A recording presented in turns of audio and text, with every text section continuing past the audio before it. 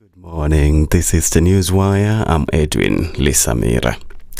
President William Ruto has pleaded for a chance to transform the country, saying his critics are wrong in their harsh judgment of his policies. Ruto, who spoke at the Talanta bell ringing ceremony at Nairobi Securities Exchange on Wednesday, cut a subdued figure as he sought to ease himself off the mounting pressure by a significant portion of Kenya's youth who want him to quit office. He called on Kenyans to pause and reflect on the direction of the country, asking the public to judge him fairly when the time comes. He also lashed out at his critics, questioning the credibility of some of his political rivals, accusing them of hypocrisy and dishonesty. If you seriously have a plan that does better on the economy than I have, that does better on health than I have, that does better on creating jobs than I have, that does better on education than I have, you should be bold enough to tell us. One term, Kasongo, Ruto must go, is not enough. And we are going to have a candid conversation. Nobody is going to corner us. Sorry guys, you have to come up with a better plan. Sloganeering is not enough. And without naming names, Ruto appeared to target former Chief Justice David Maraga, who recently termed Kenya a failed state. I listened to one gentleman who retired the other day after working, I think, for 40, 50 years. And he wants to be president. And I listened to him say, Kenya is a failed state. And I asked myself, so for 40 years, you have been working in a failed state? So you want to be president of a failed state? Really? You want us to entrust you to the leadership of a country you don't believe in, to a people you don't believe in? National Assembly Speaker Moses Wetangula has reiterated Parliament's commitment to providing legislative and budgetary support to independent institutions, including the IEBC. He was speaking in his office during a courtesy call by the National Cohesion and Integration Commission, led by Chairperson Reverend Dr. Samuel Kobie. Wetangula emphasized the need to strengthen independent institutions to enable them discharge their mandate effectively. Dr. Kobie, on his part, thanked Parliament for its continued support. He urged Wetangula to expedite the NCIC Amendment Bill 2014, which aims to enhance the NCIC Act of 2008. 3 people have tested positive for Mpox in Kakamega County. Addressing journalists at the county headquarters, Governor Fernandes Barasa said the patients' families have been placed in isolation to control the spread of the viral disease. Governor Barasa urged residents to adhere to public health guidelines and report symptoms associated with the disease, such as fever, sore throat, and rashes. He also expressed the need for a coordinated response to the disease, saying he'll discuss the matter with his neighboring counterparts Anyang' Nyong'o of Kisumu and Jonathan B. of Uasin Gishu. So having established a very big isolation center here, and the fact that this is a disease that is contagious, definitely there is an urgent need for us as the LREP council to have a meeting.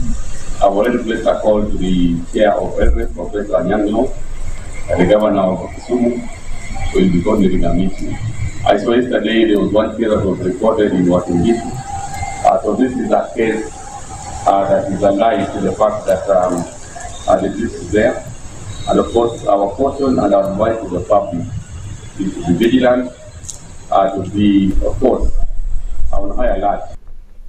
More than 100 international aid organizations and human rights groups are warning of mass starvation in Gaza and pressing for governments to take action. Médecins Sans Frontières, Save the Children and Oxfam are among the signatories of a joint statement that says their colleagues and the people they serve are wasting away. Israel, which controls the entry of all supplies into the territory, rejected the organization's statement and accused them of serving the propaganda of Hamas. The warning came as Gaza's Hamas-run health ministry said another 10 Palestinians had died as a result of malnutrition in the last 24 hours. That's the Newswire. I'm Edwin Lisamira.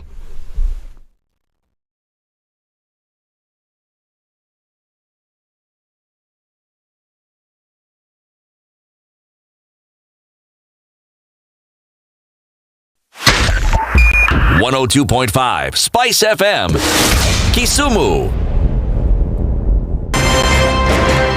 One of the things that are ailing our country is negative ethnicity. You find you as a state officer, instead of thinking as a Kenyan, you think like a tribal person. Let me tell you something. The biggest problem we have had in this country is a leadership deficit. There is nothing that you are going to do in the process of change if you are not a risk taker. So you really have to pursue your vision to a logical conclusion and even be ready to step on people's toes. When it comes to the economy, you can run away with it. They say statistics are like bikinis. They reveal a lot, but they conceal the vitals. And so government people would throw statistics at you and tell you they're revealing a lot of information to you, but it's really concealing the real vitals. We need to get out of that, because when we want to grow our democracy, one basic thing that really requires to be understood by the political class, by all of us, is institutions are critical. This is the Situation Room, the only way to start your day. In this country, 6 families and 8,000 Kenyans control 90% of the GDP. We are not a country. We are a plantation. We work for Ruto. When you're telling the judges court orders are papers or they will not obey court orders, they're sitting and you're seeking orders from them. So how are they supposed to interpret it? Isn't it an oxymoron? When you see a judiciary that seems to be under some control somewhere, you start questioning. We have very powerful governors, but they don't use their offices to serve the people. If you are not shameful to do what you are doing, why should we protect you? I'm human. Everybody's human. So when you're told, kuja tuongee, I mean, you'd be a fool to say, stagi kuongea. Conversations have to be had, you know? People in leadership should only go into leadership if they are ready and willing to change the lot of the people. The Situation Room, Kenya's biggest conversation. Good morning, and I love your show. Thank you. Having come from a Kikuyu radio background, I migrated to Spice because of the content. I was born in a slum, but somehow I got a break in life. So sometimes when you see the sweating coming out because of the passion and whatever it is, behind the noise, there are people. And we share the same umbilical cord. It shouldn't be like that. I am so disappointed. We used to tell Honorable Raila Amolo Odinga that he's doing politics of conmanship. And even President Uhuru Kenyatta, serikali hii ndio iko na conmanship ya hali ya juu. You cannot promise people that you reduce tax, then you double. In politics, there is the issue of trust. For you to turn around and then stab the same people who gave you that trust, there is no other level of dishonesty. Imabo, utaona dunia tu. The Situation Room, Kenya's biggest conversation. If we just gloss over issues and hope that time heals, then we might find that in generations to come, we might be back at the same situation. And the whole thing is born of stolen elections. Spice. When it comes to the decisions you make, you must be independent. There's no way you can allow one institution to dictate to you how you're going to conduct your operations, how you're going to decide cases. It's a no. When you weaken the institution to the point where they cannot take action, then you realize that politicians have to come up and now start dealing with the issues. That conversation has to die. Our politicians do not like the hard stuff. We must insist on the path of doing things right, whether popular or unpopular. Money changes hands. That is a fact. If you have political goodwill at the highest top, like in Rwanda, then corruption will be an issue of the past. If you don't have political goodwill at the top, we will pass laws, we will amend laws, we will continue passing laws and re-amending laws, and nothing will happen. This is the Situation Room, the only way to start your day. Waliletea fujo Moi mpaka wakapata cooperation. Wakakuja wakasumbua Kibaki mpaka wakachukua nusu mkate. Wamekuja wakazungusha Uhuru hapo mpaka wakaenda na handshake, program yetu ikapotea, BBI ikaendelea, tukazama, tukaingia kwa madeni. Sasa mimi nimewaambia, hii serikali hii, mimi nawaambia hii serikali ni ya mahasla. Hakuna nusu mkate, hakuna handshake, hakuna hiyo borojo. Jana nimeona wale wazee tulishinda. Ati hiyo mzee akisema ati he'll not be coerced or intimidated to joining our government. Wewe mzee sikia. We have no business within our government. Hatuna haja na hatugojei wewe. We are not looking for you and we have no time. Stop saying that people can force you to come to this government. Forget about being forced or coerced. We are not interested because sisi tuko na kazi ya kufanya. Kama kuna mtu ako na namba ya William Ruto, arekodi hii video mtumie. Maisha yangu tangu nizaliwe sijawahi kuona mtu muongo, mfisadi, baradhuli, dhabdhabina kama William Samoei Ruto. Mimi Hassan Joho nikitaka kuongea, mimi I don't even dream of engaging with them. Ati huyu akitaka aje aongee sio na mimi niongee na Ruto nini? Mimi nikamtafute atanipa nini?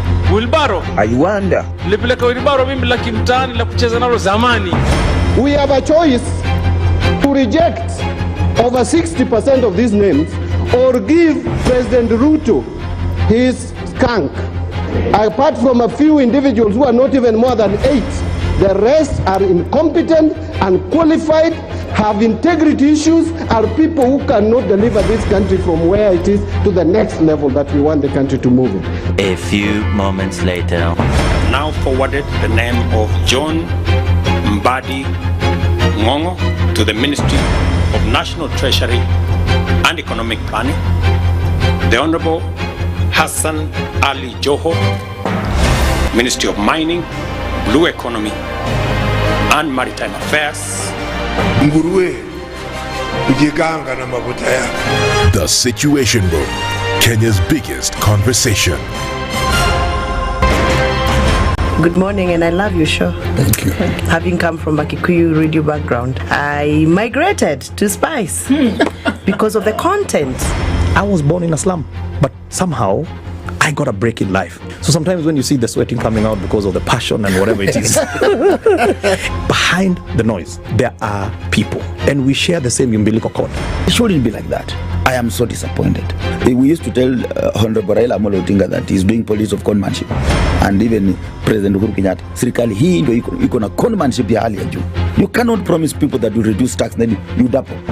In politics, there is the issue of trust. For you to turn around and then stab the same people who gave you that trust, there is no other level of dishonesty. Imabo, utaona dunia tu.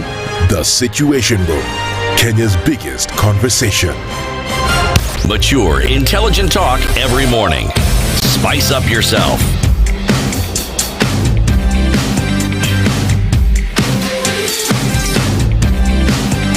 Mornings done right. 94.4. It is morning and it is good. So when we put those two things together, we say what? Good morning. Say it again. The morning is good? It is good. Good morning. Good morning to you. How are you? I'm fine. How are you doing? Very, very well. I'm seeing you're trying to adjust, huh? Yeah, Raniar is touching things that he's not supposed to be touching. Yeah, inside there. Raniar, what did Mama tell you? Don't touch or you Don't. buy. Yes. You break, you buy. Mama used to go with you to the supermarket and start touching things. She said, Raniar, you touch, you break, you do what? We leave you here in the supermarket. How are you doing? Very, very well. It's been an interesting week. Why are you talking like the week is over? No, it's been an interesting week. You know, when you get to Thursday, you're feeling like, oh yeah, the week is almost over. Thank Thursday God. is the first Friday of the week. Yes. So, but all good, all the same. Yeah. You well? I'm well. Okay. I am. Still no sugar? Nope. I'm checking. Not at all. Okay. Not good, even a good. grain. Good. I'm telling you, by the time December comes like this, but let me not even look to December. Tomorrow, it's a day at a time. January is your target, remember? Yep. Yeah. And I'll keep reminding you. But it feels good. It feels good doing away with sugar. It does, and I can actually feel my body Feels asking so questions good. like, what's going on? Like, why didn't I do this like 10 years ago? Exactly. You know? Well, so we continue every day, one day after a time. So yeah, we just keep pushing. It's One day at a time. Sweet Continue. Jesus. Uh-huh. That's where I stop That's all I'm asking of you. I don't even know the rest of the words, but you know, when it comes, we go with it. Yes.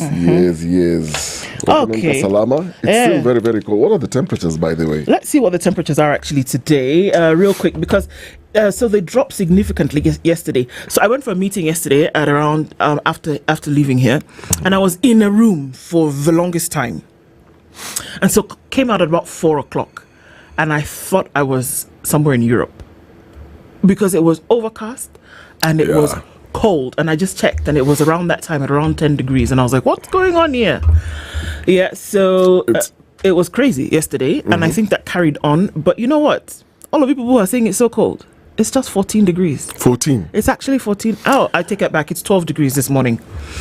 It's 12 degrees this morning, and we're all complaining. 12. Yes, they're all complaining. Go to Canada or in the winter, or go to Paris in the winter.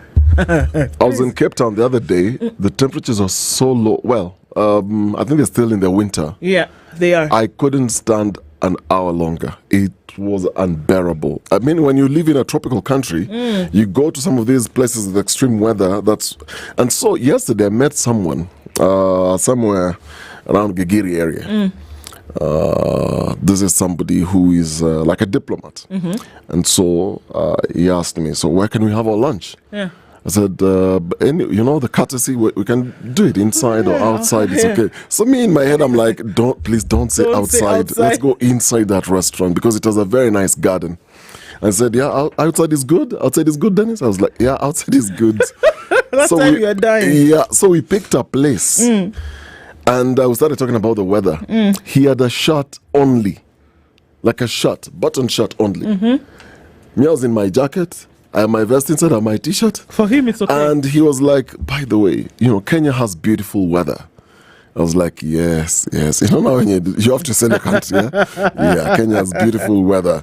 Like, I just drive around. I just enjoy this weather. I'm like, yeah, you're enjoying this weather? Walking around? Suffering. Yeah. And he preferred actually walking to the place. Yeah. People are different, as are climates and environments. Yeah. Lydiah, one man's poison is another man's pleasure. Yeah. Lydiah, you should see her. You've seen her. What did you call her? Pink penguin. Yeah, pink penguin. She's wrapped up in this blanket. She's oh so cute, but she says she's really suffering from the cold. Lydiah, if you stay, don't even just go here where the weather is 3 degrees. I don't know how many blankets you will buy. But here we are. A very good morning to you. It is already the 24th of July. Abi? Oh. Did I say it wrong? 6 days to end of the month. Yeah, it's 24th of July. Fancy that. Yeah, 6 days towards the end of the month, and we're already, flying. We're into the proper into the second half of the year. Yes. And what gives, of course, is the question. Hope everybody's doing well today as we're getting into it. Our live stream's already up on YouTube, Facebook, and on X. This is the Situation Room. It's Kenya's biggest conversation. Ndu and Dennis Okari with you here this morning, and also our audience on KTN. Karibu Sana. As we get into conversations today, thank you for joining us already. Right? Okay, so let me tell you what we'll be discussing today as we get into it. It is Thursday, so we will be having Justice Thursday conversations, and I'll tell you what that will be.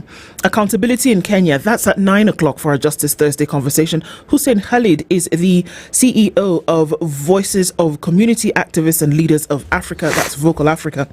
And Shakira Full, an active citizen, joins us at 9. They both join us at 9 o'clock, and we'll say, okay, from that perspective, who's taking accountability and how should it show?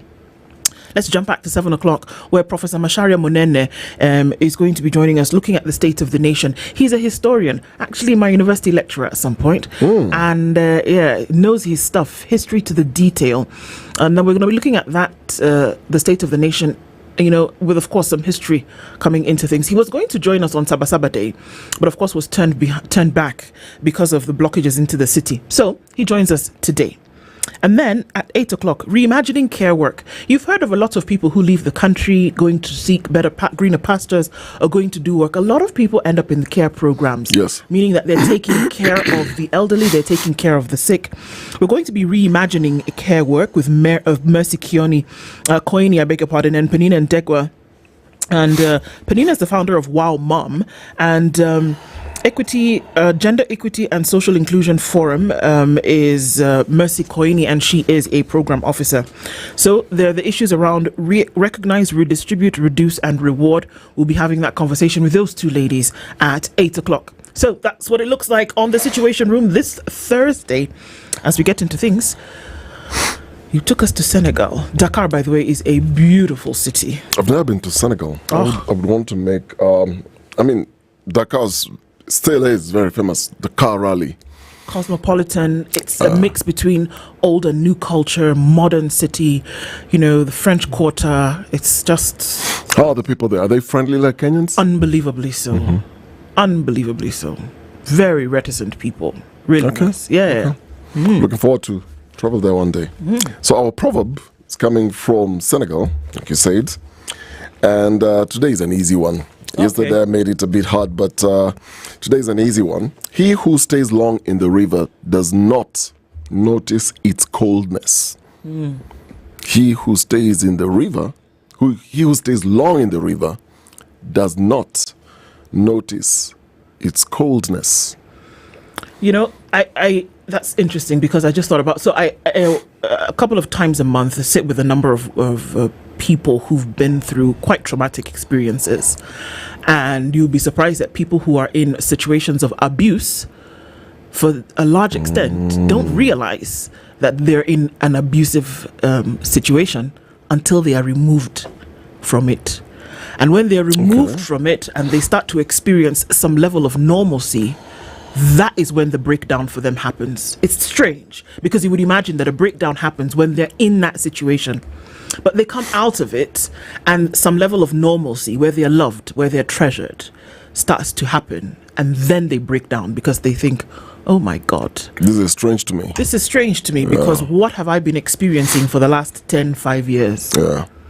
So they have acclimatized themselves to that situation and they don't know any better until they get better. So he who is in this situation, you're not really sure of how cold it is until maybe you get out. And it could be the flip side, that you don't know what it is that you're experiencing until you may receive less if you're in a different situation. So, count your blessings and all those good things. That's a very perfect interpretation of the proverb. Only that, when you then look at abuse, the mistreatment makes you get so accustomed to it that once you come out of it, everything else is different. You don't actually realize how damaging it is. Once it's like being in a very toxic relationship or a toxic working environment or a toxic a friendship, that sort of thing, and you don't actually realize there's actually better out there. So you're stuck in this space where all you know is how people are treating you. And that's why they will always say there are times when you've not experienced love. Once you actually experience it,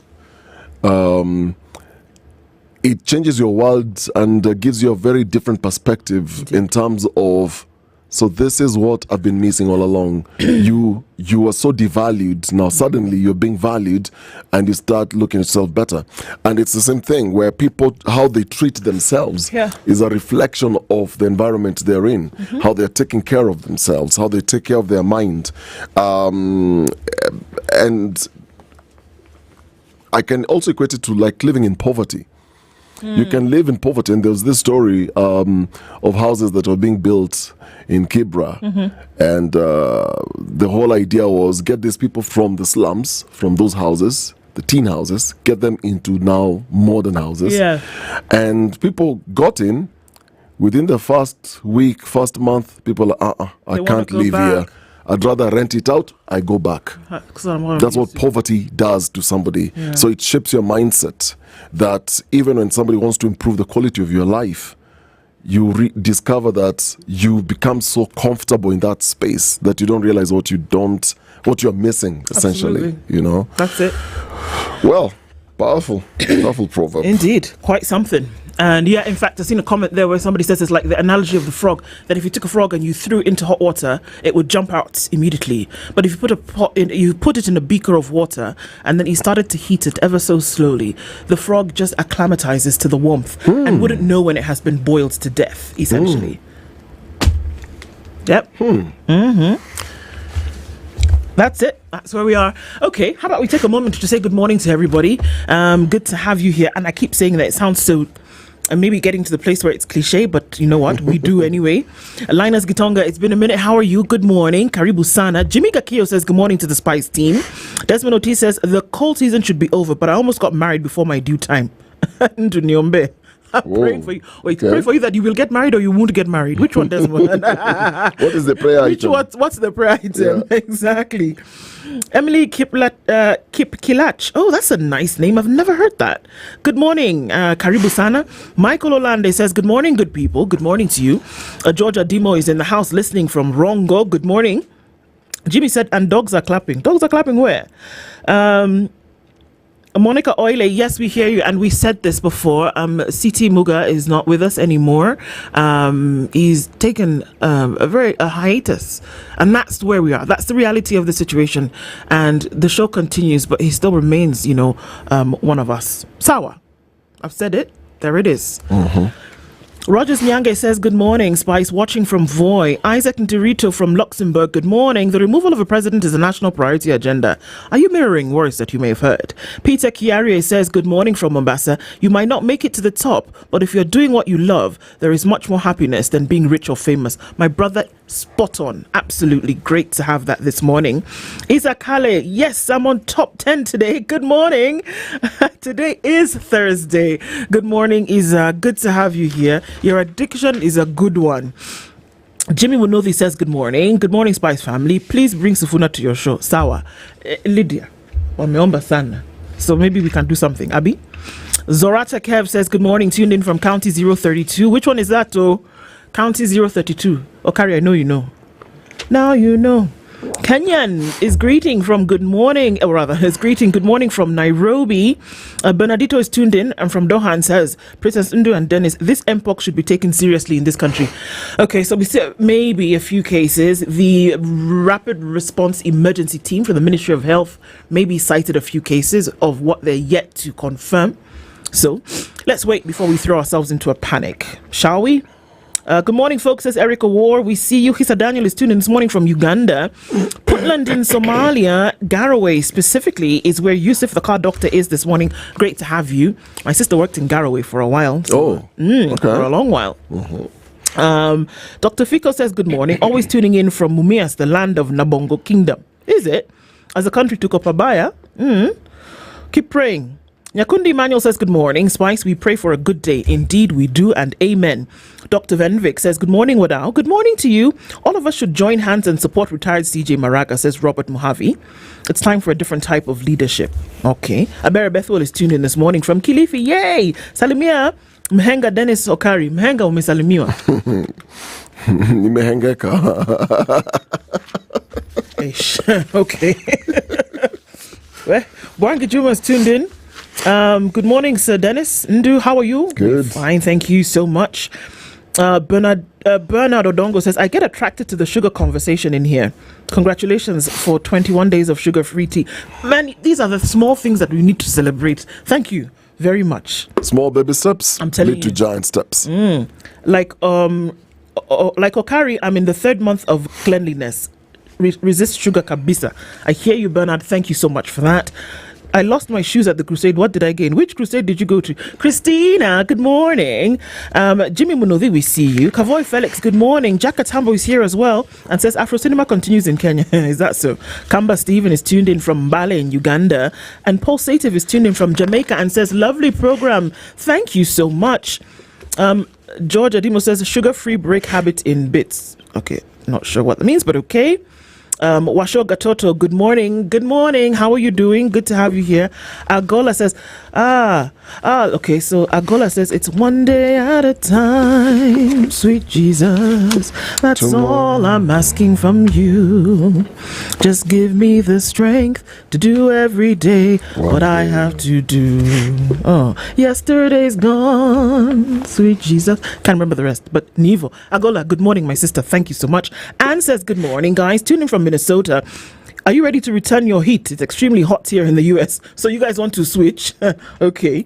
Kimathi says, good morning. Habari Leo Spice family. I trust you all be productive and fruitful. We hope so. That's the aim. Jackie Onyango, good morning. Reasonable 24 is tuning from Christchurch in New Zealand, the land down under. Good morning. And Yes, and it's like the analogy of the frog doesn't realize when the water is heating up. Indeed. Vincent Disho, good morning from Chaman in Pakistan. It's a new day to remind us that hard work pays and the government only cares about taxing us. Okay. Good morning, Spice. You cannot solve a problem with the same mind that created it. This is Mbaga Joshua. Onganga Ken says the proverb can be equated to the allegory of the cave by Plato. Indeed, it can. David Mangera says, good morning. Ndu and Deno, good to have you in the room. Karibu Sana. Thomas Omosa, waiting for a big conversation. We bring. Hello, my good people, listening in for a minute. Dennis Karaoke, we see you. Patriotic is here, tuned in as well. Sir Brian Mutego is tuned in. Paul Ndete is here. Grace Omolo, greeting us from Nakuru. Good morning to you. Hussein Kelvin says, good morning. Who asked for a job they can't perform? Surely. Good morning, my beautiful people. I got nothing for love for you. Thank you so much, Saraya Brown. Good to have you in the studio. And those lipstick has sugar. Hey, it does. Sugar and spice. I'm the one telling you it doesn't. I've tasted it. Mtuflani, I see what you're doing, and good morning to you. Ben Aduda tuned in. It's 14 degrees and I find it warm. In Oakland, you find it warm. It's just 2 degrees lower here in Nairobi, and people are freezing. Mozamilang Al-Ghali is tuned in this morning from Mosmail in Sudan. Good morning. Kim Peter says, happy to see you, Ndu and Dennis. Just past midnight and I'm here watching and listening to you. I want to hear what you have to say about Sifuna Chronicles. We're going to get to it. Owen Omolu says, get a girl in Somalia. To do what? Vincent Musioka, we see you. Good morning. Abdul Karim, good morning. Jeffrey Nicholas is here. Samuel Wanje is tuned in. Delvins Odhiambo says, hello, good morning, good people. Isaac Gilumba says, good morning, Jaber. On my way to Homa Bay. Greet the Bays, tuned in live today for the first time. Kenneth deserves a round of applause, Lydiah, because it's his first time tuning in today, and it's fire. Robert Mbogo is also tuning in from Mombasa. But this is how we welcome the people who tune in for the first time. And keep tuning in. Make it your daily dose of addiction. Ask Isa. It's a good thing. Karibuni Kilamtu, thank you for joining us in the room this morning. Always great to have you here as we get into these conversations that we need to have and that we ought not to be afraid to have. So let's get into it this morning proper. In case you're wondering, live streams are on Facebook. I said it, but they're also on YouTube and on X, and our audience on KTN. And those who listen on your way to work, sitting at home, whatever it is that you're doing, join us for these conversations. All right, we're going to look into the headlines. Okay, on the Standard, Kenya's bold newspaper. I don't know how to pronounce this word, so perhaps you're going to help me. No, pronounce the first one. Rogue. The second one has an N and G and A. Nganyas. Yes. Rogue Nganyas. Yes. Okay. I don't know what that means. You know what Nganya is? Nganya is a matatu. Slang for a matatu. You have no idea what I was going to say. What are you going to say? Please say it. I knew it was a matatu, but when I see Nganyas, it just... What does it sound like? Oh my God, your mind. What does it sound like? Is it an Igbo name? Beg, leave that thing, Joe. It actually sounds like hyenas. So when I say rogue hyenas, and I know that hyenas in Kiswahili is fisi. Yes. And I think about what feces do in the colloquial term. Yes. Not in the bush. Yes. And I think about rogue. The mannerisms could be the same, by the way. Exactly. Do you see the connection? Yes. So anyway, yeah. So that's the headline. Rogue Nganyas is on the front page of the Standard today. They roar through Nairobi streets like kings without crowns, matatus with no number plates, no rules and no fear. Backed by political muscle and hidden behind shell companies, these rogue vehicles are turning public transport into a circus of impunity. While ordinary Kenyans are crushed under the weight of traffic laws, the powerful race above them, literally.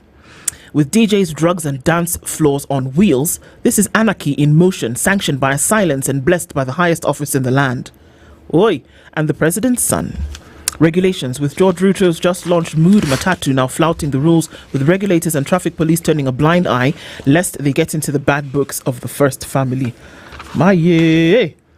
Dixon Bogwa is the Matatu Operations Association. He's from the Matatu Operations Association.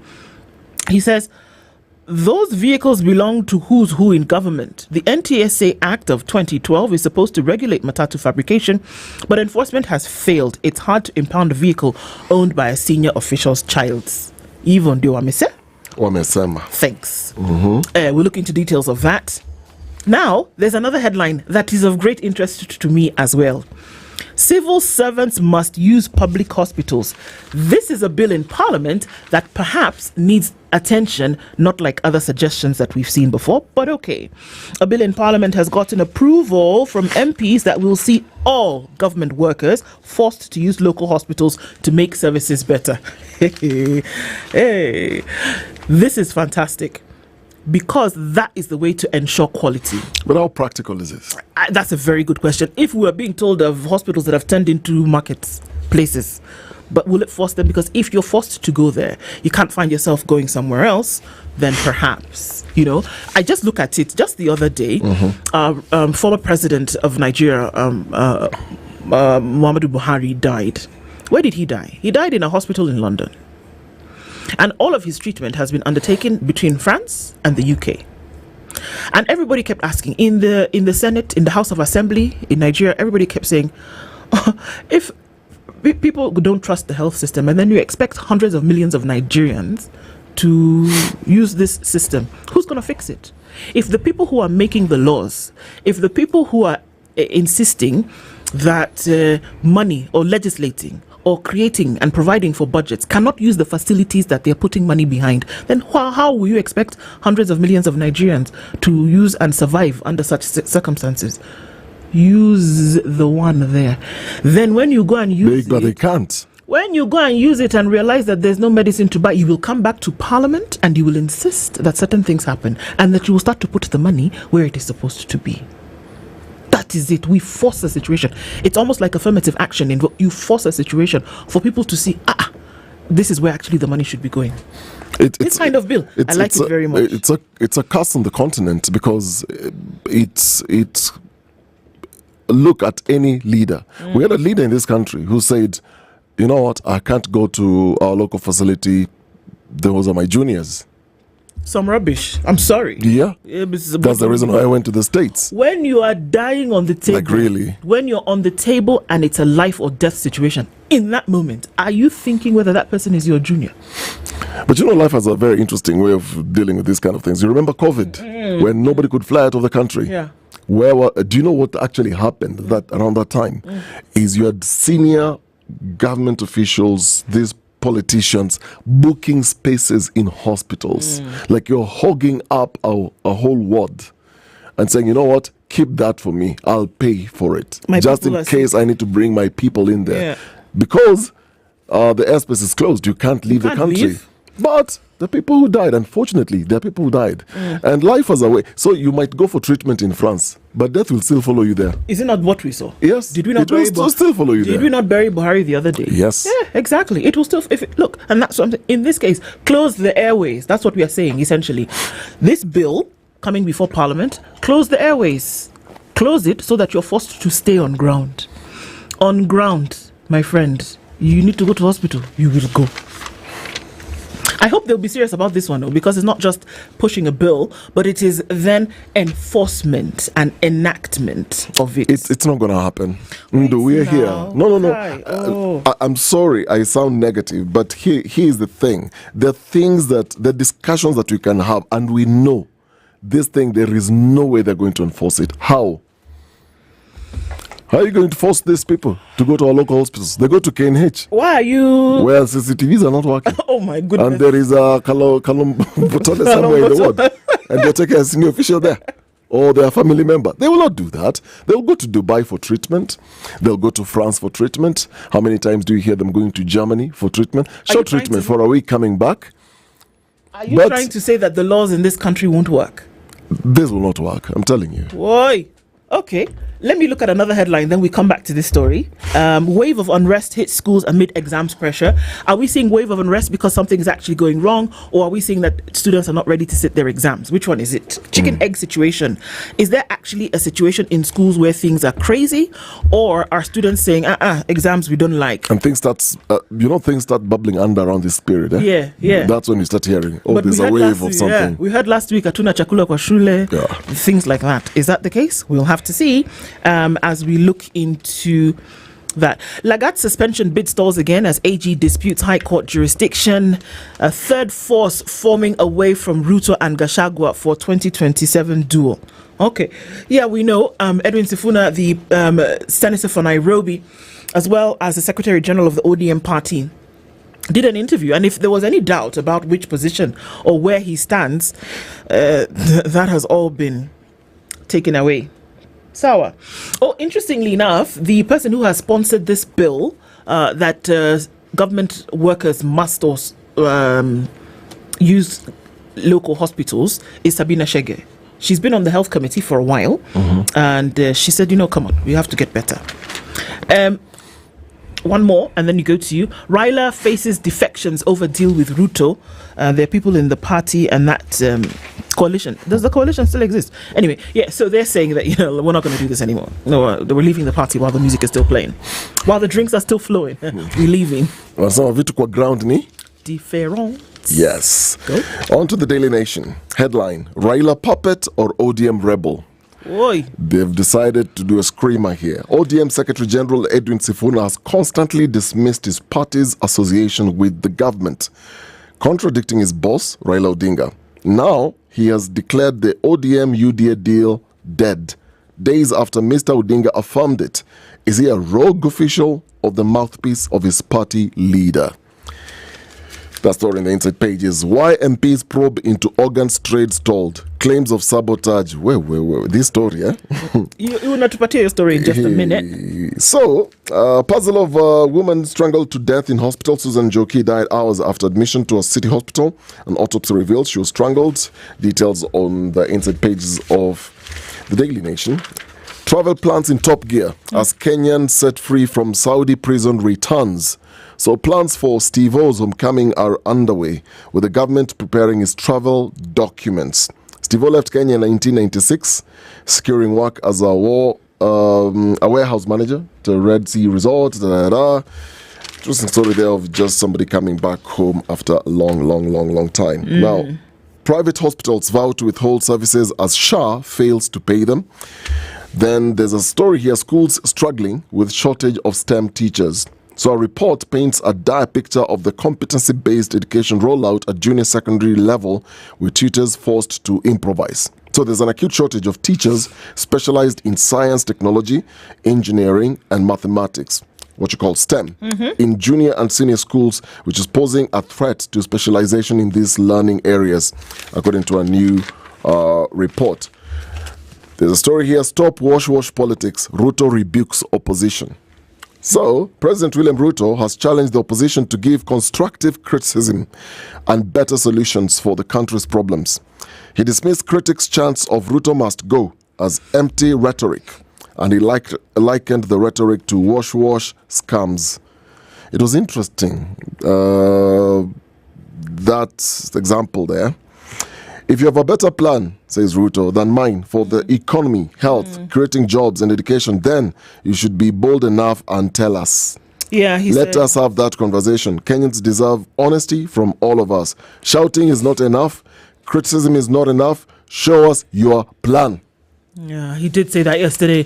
I noticed that I can't remember where he was. He was at a function yesterday where he then was saying these things, and he seemed quite sober in his speech. And he said, so don't you keep saying I must go. Okay, well, what is it that you're coming to do that would be different? Wow, I don't know who he was addressing apart from the Just Must Go, the entire nation. Everyone. The entire Everyone who's nation opposing him, basically. plus, yeah. Opposition, protesters, everyone. Okay. Well, he acknowledged that there's public frustration. Yes, but he did. then he went ahead to defend his administration, his bold and ambitious reform agenda. And he says, yes, I made a promise. Yes, I took on difficult challenges and I will do it again. This was not a mistake. It was deliberate and intentional. We must merge leadership with national ambition, the president said. For far too long, we made peace with mediocrity. And goes on and goes on. So there's a story here. Rex Masai, inquest officer admits signing for the gun linked to shooting. That's okay. So a police officer attached to Nairobi Central Police Station has admitted that he signed out 2 firearms and 30 rounds of ammunition on the day activist Rex Masai was shot dead during anti-government protest on June. What did I say the other day? It must be signed out. Yes, including the number of ammunitions you're given. Yes. So, Corporal Martin Gethenji told the court that he had been assigned undercover duties. However, he struggled to explain why he signed for both a Jericho and a Seska pistol on that day. So the cop went to the streets with 2, what? Signed what? Sorry. Signed for 2 guns. This same cop who is accused of shooting. Yes, the one who said that person in the picture is not me. Not me, and also I did not get any ammunition. And he said, actually, I was only given a tear gas canister. He said he didn't get any guns or any. So his story is changing now. Yeah, I'm watching Nisema Ukweli. No, under intense questioning from prosecuting counsel Jalson Makori, Mr. Gethenji had difficulty clarifying the discrepancies in the arms movement register, including the use of different force numbers next to his name. So if either of these guns which you signed for was used to fatally shoot Rex Masai, who should take responsibility? According to the arms movement register, he says, I signed for them, so I would take responsibility. Another 2 days, more truths will come out under pressure of investigation. It will keep coming Just out. this week, there was like, no. On Monday, it was not No, me. last week, it was not me. I'm not the one in that video and in those pictures. On Monday, this week, I didn't only have got tear gas. Yes. I didn't have a weapon. Yes. Now the register movement, everything is tying in. So State Defense DIG Lagat in court of Ojwang's death. So the decision to stop aside temporarily pending investigations into the death of Ojwang was an administrative gesture rooted in principles of accountability and transparency, not a legal relinquishment of office. Okay. See. Tukomea hapo kwa sasa. Yeah. We'll come back and look at that story, that other one. But let me tell you. The one for organs. The one for organs. We are arranging ourselves first. Yes. Lydia, I hope you're sitting down. But in the meantime, let me tell you this on the Star. Safaricom hits 50 million users 25 years later. Safaricom has been in existence for 25 years, and now they have double that number in users. 50 million is no mean feat. Well, congratulations to you. That's near the whole population of the country. Yeah. But you know, with Ethiopia, of course, that kind of tipped the thing over. Yes. Now, here's another one. Women endure forced C-section and sterilization during childbirth. You won't believe it, but it actually is happening. After you tell us that story, I'll tell you this one. 44 billion shilling Talanta Stadium bond lists on the NSC. There we see Defence CS Soipan Tuya, Treasury CS John Badi, President William Ruto, and Nairobi Securities Exchange Chairman Kiprono Kitoni. Oh, that's where he was speaking at the NSC yesterday, I forget. But that's what he was doing, and where he made that speech about if I must go, then what are you going to do about it? Baby Pendo case victims push for officer's arrest. Again, this is another case of the bullet that killed her was retrieved. It came from a weapon. It had been assigned to somebody. Yes. On that day in 17. Arrest the guy who shot it. Let's talk from there. Let's start from there. We're also being told that there's a split in Ryla's camp. Who split where? We are going to see. Remember that the member of parliament, his name was Mushai. Remember him? Yes. He was shot fatally. Kenyatta Avenue. At Kenyatta Avenue. Yes. I actually drove that morning when going to work. Yeah. Interestingly. Yeah. I was driving to work. I saw that car. That was around 5:30 or something. Yeah. I saw the car. It was just round the corner. And I saw police officers around it. But you know how you mind your own business. You're like, okay, whatever. This is just maybe it was an accident. Something has happened here. Just drove straight to work. only to get to the newsroom. And this is the break. And I'm actually the one dealing with the story. Crazy. This is interesting because then a few years after that, there was this, there's a gentleman who does these crime series on YouTube, and the gentleman talked about the fact that he was a taxi driver who moved the people who, during their conversation, he came to realize that Mushai was the victim that they were talking about as he drove them to wherever he drove them in the middle of Waroko. Wow. Yeah, that was on YouTube. It's hanging around somewhere. You can actually find it. But what's this story headline about? 5 suspects are seeking acquittal over his murder.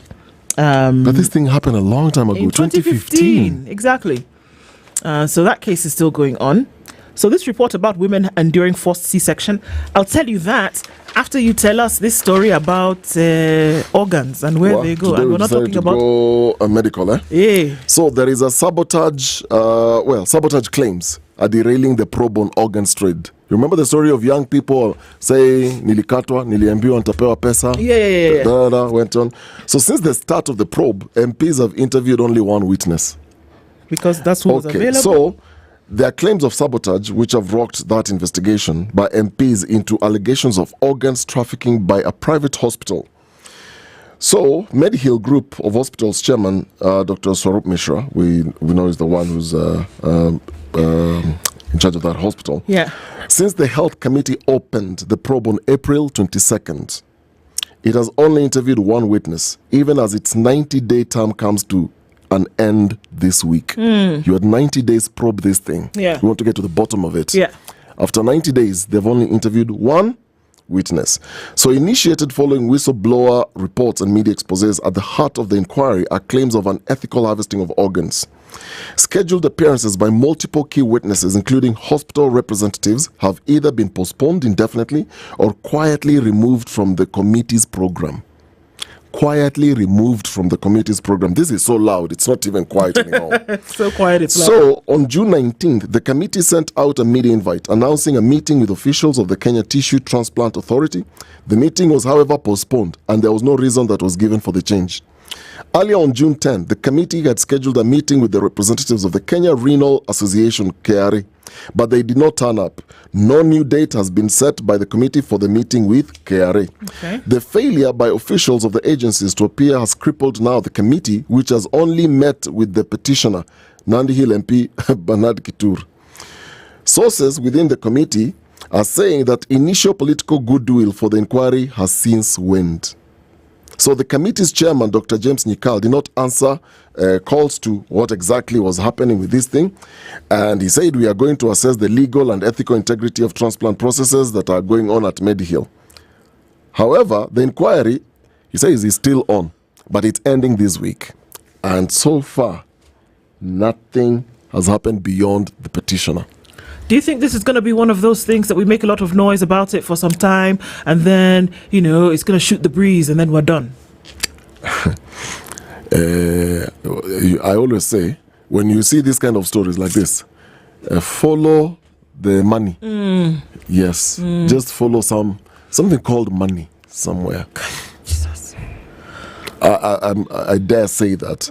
Duale the LCS pointed out that some of the recommendations by the committee, the report recommends an investigation against Swarup Mishra, who's the founder and the owner of the Medihill Group of Hospitals, for suspect kidney transplant at the facility. Now, according to the report, data covering 452 donors and 447 recipients across multiple institutions revealed that 417 files originated from Medihill Hospital in Eldoret, accounting for approximately, what's the percentage? 81% of all donors and 76% of all recipients.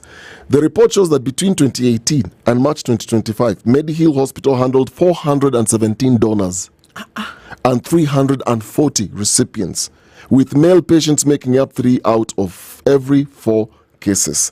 So that report shows that 44% of recipients are residents, 16% are non-Kenyan, and a notable 38.94% have an unknown status, indicating possible gaps in documentation. Wacha nikomea hapo kwa sasa.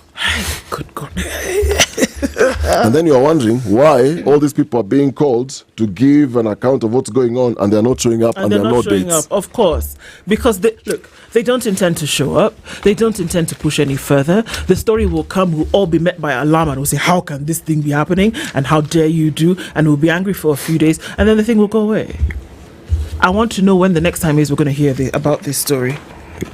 Honestly, let's just wait and see. The timeline they had is ending this week. Today is Thursday. Yeah. It's ending this week. So after this week, they will hand over just that report with the testimony of the petitioner. That's it. I'm interested to hear that story you're telling me.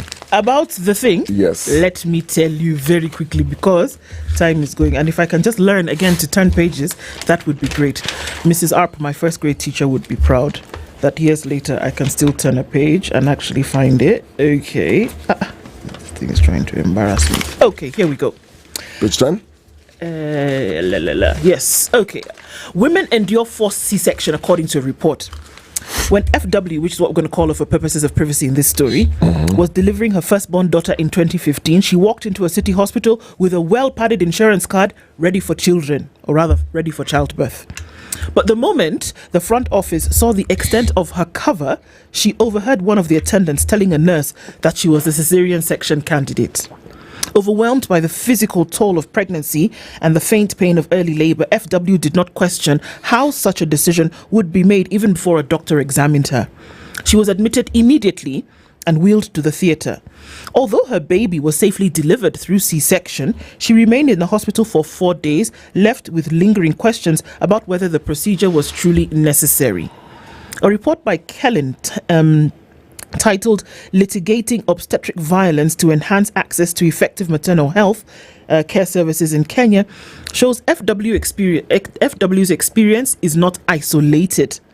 The report finds that many private hospitals in Nairobi and other urban areas are pushing women into expensive procedures such as cesarean sections and sterilization, often without medical justification and in violation of the women's right to informed consent.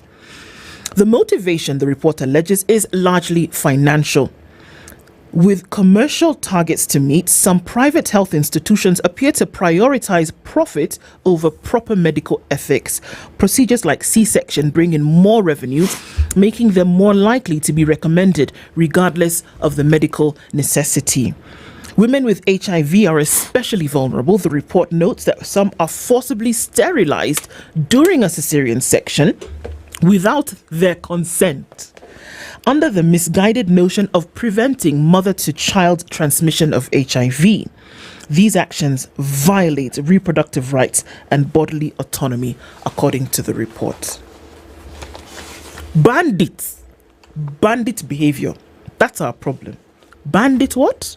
Bandit behavior. So, this woman went to hospital. Yes. And when they saw the insurance card and what it covers, a conversation is held that she's a CS candidate. Yeah. She's not gone through any scans, no observation, nothing. No, please. And you know, there are hospitals that were so that some time back were so notorious with this. The moment you show up And to any some hospital, doctors, yeah. yes, you show up with an insurance cover, they will try and milk everything from that cover. When you give birth normally, yes. When you give birth normally, you stay in the hospital maybe another 24 hours. And if everything was okay, you're fine because you're not sick. Yeah. The doctor will release you to go home. You can actually go home and start your journey towards healing at home. Maybe 2 days. If there were complications with a normal delivery, then maybe you would be there 2-3 days kind of thing and you could go home. With a C-section, essentially, you're being opened up and a baby is being removed. You're going to stay in the hospital for some more days. Do you see? Now, when you stay in hospital, you're not walking about faffing about doing nothing. You're under medication. There is accommodation. You're being fed. You're being treated. You're being observed.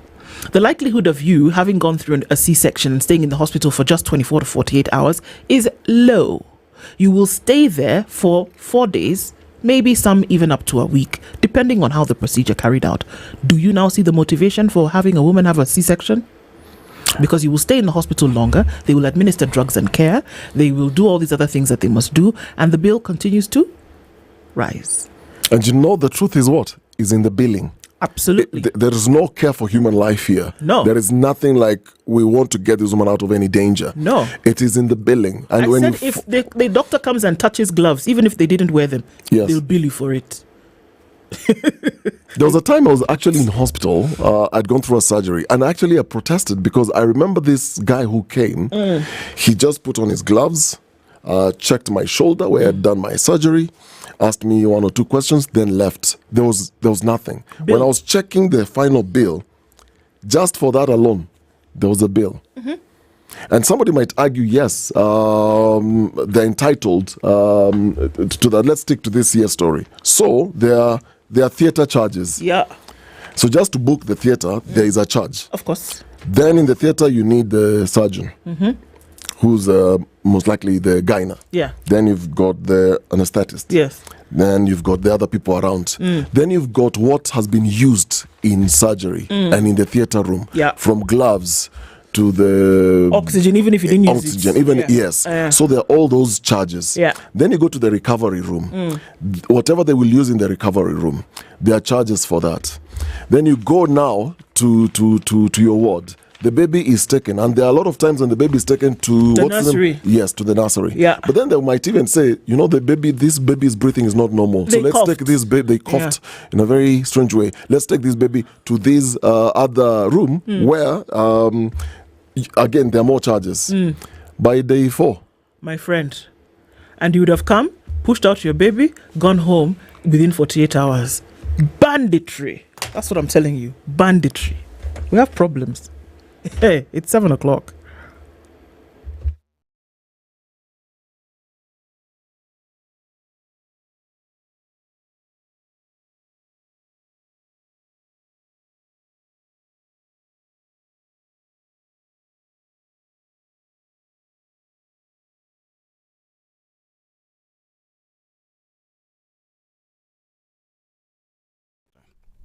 Kiharu MP Ndindi Nyoro has warned that the listing of the Lindsay asset-backed security on the Nairobi Securities Exchange will worsen Kenya's debt crisis.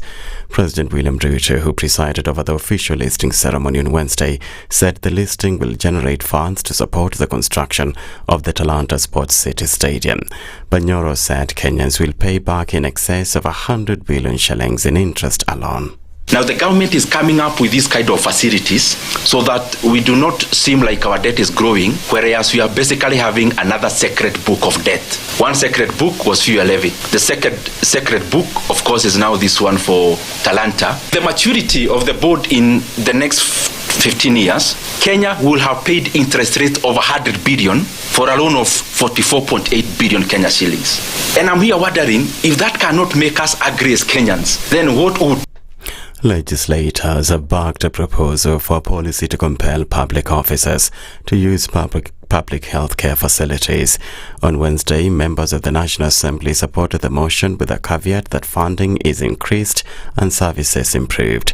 The proposal notes that since civil servants, public officers and state officers are accorded a comprehensive medical cover, they should use public hospitals, which would in turn ensure there was sufficient funding and increased quality of healthcare. This would accelerate the attainment of universal health coverage, which is currently being implemented through the Social Health Insurance Fund. Chief Justice Martha Koome has distanced herself from terrorism-related charges filed by the Office of the Director of Public Prosecutions. In a statement, Koome clarified that charging decisions must rely on evidence and the law, not on her previous statements or public sentiments.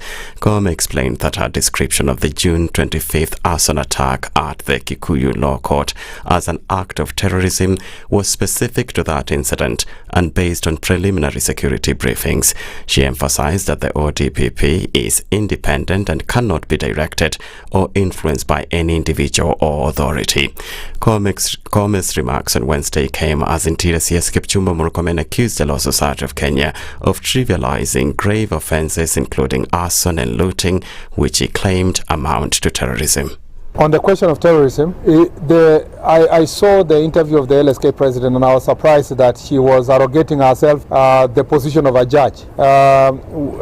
We have presented the evidence to court. How did she assess that it was not watertight? And how did she assess that it did not miss the threshold? That is a court process, you know. There is no court that admits a charge that is defective, you know. There must be a prima facie evidence.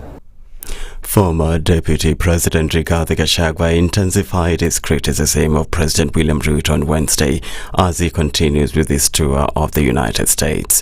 Addressing Kenyans in Massachusetts, Gachagua called on Ruto to stop scapegoating and address the root cause of the recent anti-government protests. He's a very confused person, extremely confused. When the Gen Z's protest started in 2024, he said it was my deputy and Uhuru. They are the ones who have incited people. He stayed after 3 weeks, he said no, it is the NGOs and the civil society. He stayed after another 4 weeks, he said it's for the foundation. Do you remember? The other day, he said it's a church. He said the church, you know, they are the ones who incited people, church leaders, nini. He went back again, he said it's the opposition. This Sunday, he said it's the parents. William Ruto, please, can you make up your mind? What ails your country? Gachagua's wife, Pastor Dorcas Rigathi, for her part, took aim at President William Ruto's administration over unfulfilled promises, widespread police brutality and abduction of state critics. I wish there was a way like we do in the church, and I tell my husband, preach it. Continue injecting the truth, and the moment you do it, and we can be able to transform our country. Tell them it is wrong to kill the children. Tell them it is wrong to lie. Tell them it is wrong to give false witness. It is wrong to abduct the children, and that is why they don't want me to speak, because they know the church is listening. That's the Newswire. I'm Edwin Lisamira.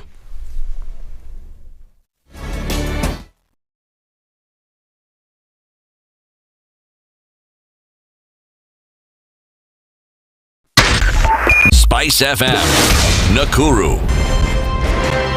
One of the things that are ailing our country is negative ethnicity. You find you as a state officer, instead of thinking as a Kenyan, you think like a tribal person. Let me tell you something.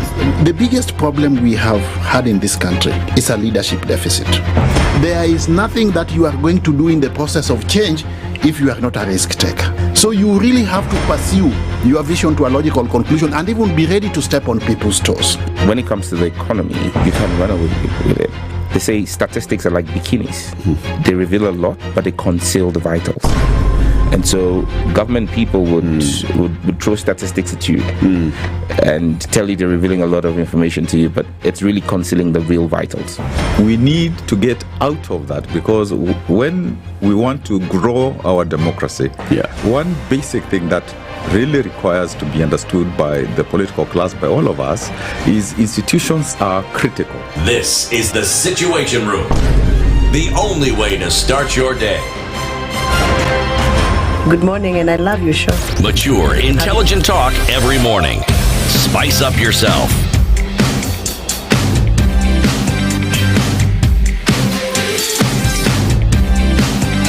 Mornings done right.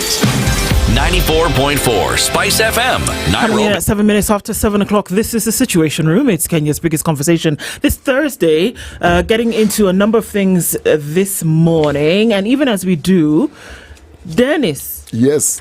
There's something you have for me. Oh, yes. Different from what? Sorry.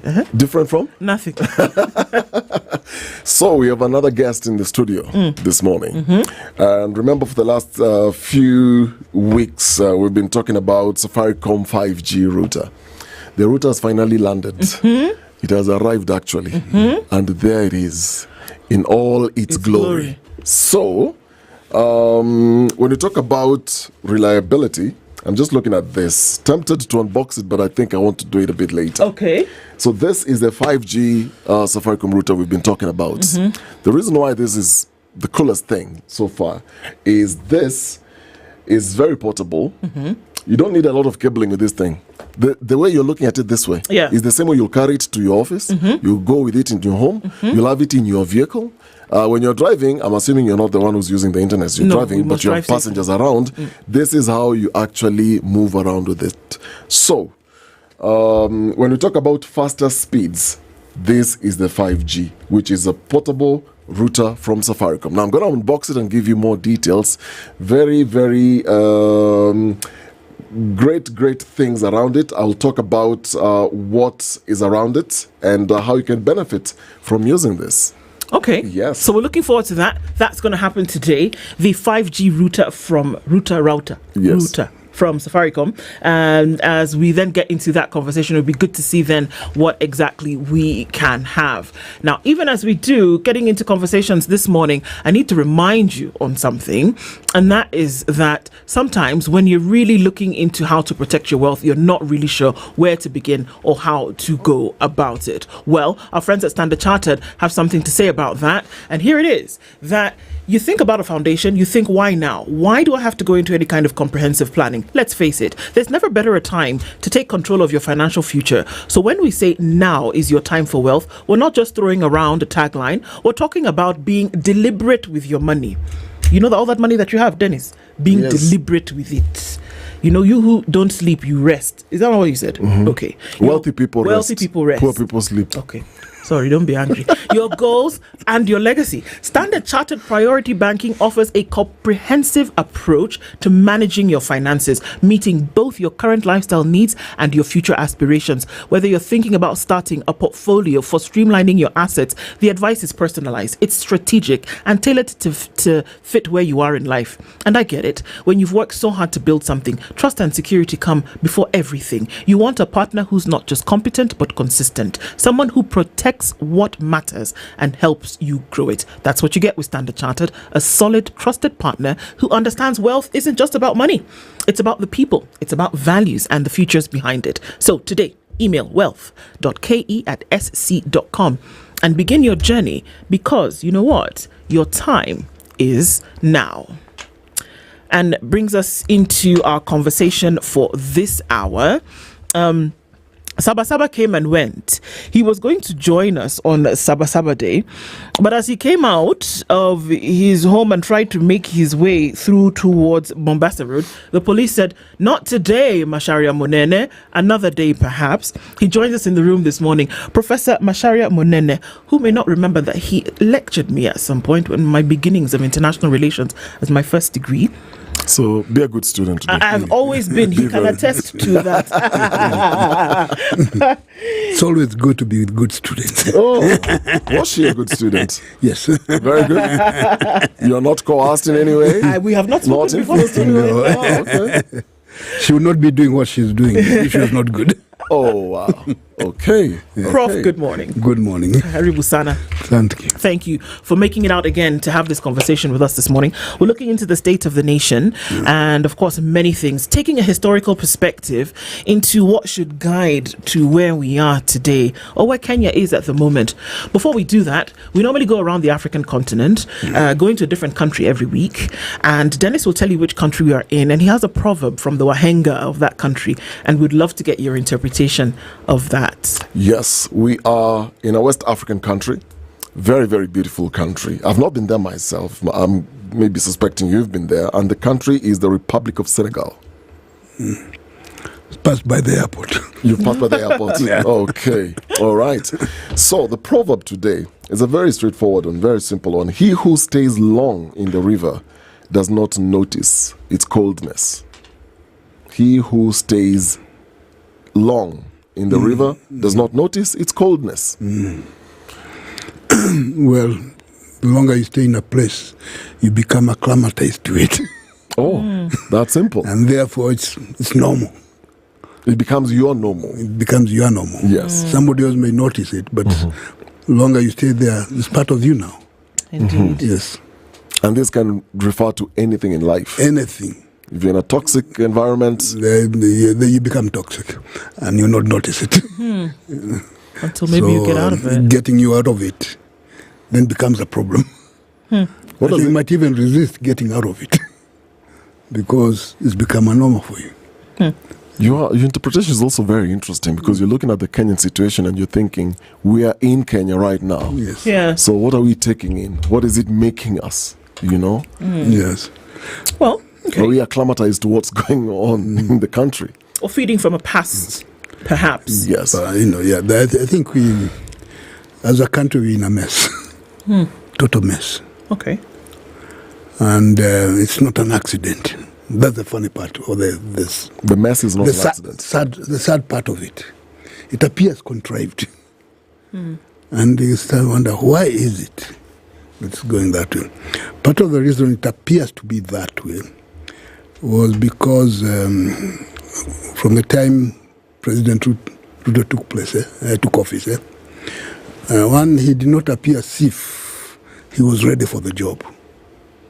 Yes, he campaigned for it and he got it. But was he ready to govern? Had he thought about it properly? It appears he had not.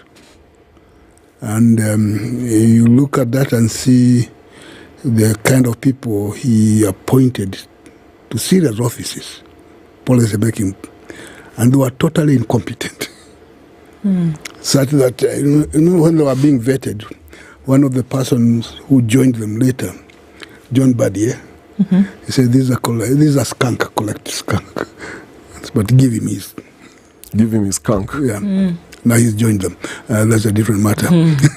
Then the president him later admitted in public that his appointees are incompetent.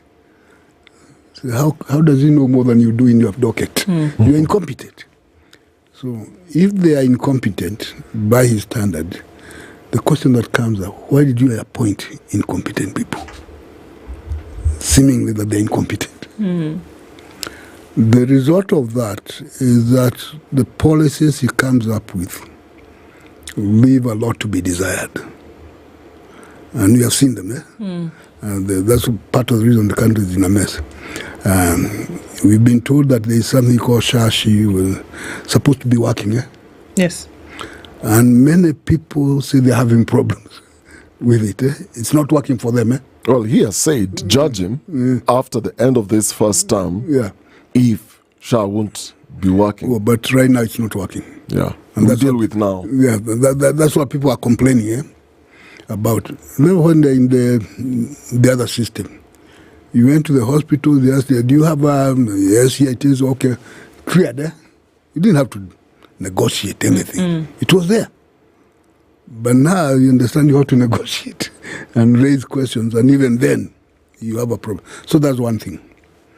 The other is the education system has been messed up.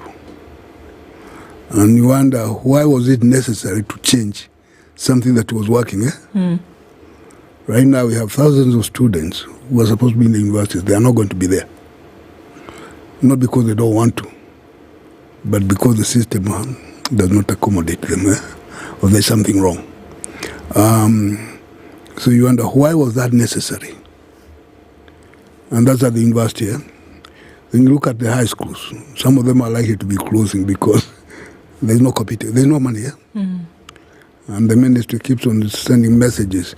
Don't ask people to pay for this or that or that. So schools are not running because they can't. And it's not that they have bad teachers or bad principals or whatever. It's just policy and problem policy. Not to mention primary schools.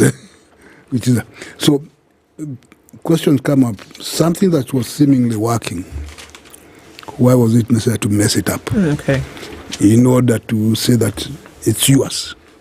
We have a disease in Kenya where leaders want to have something said it's theirs and everybody else must follow. I'm the one who launched the project. I'm the one who launched it. I started this, it was my idea. And if it's good, a good idea, very fair enough. But if it turns out to be a bad idea, then it's your skunk. This is your skunk.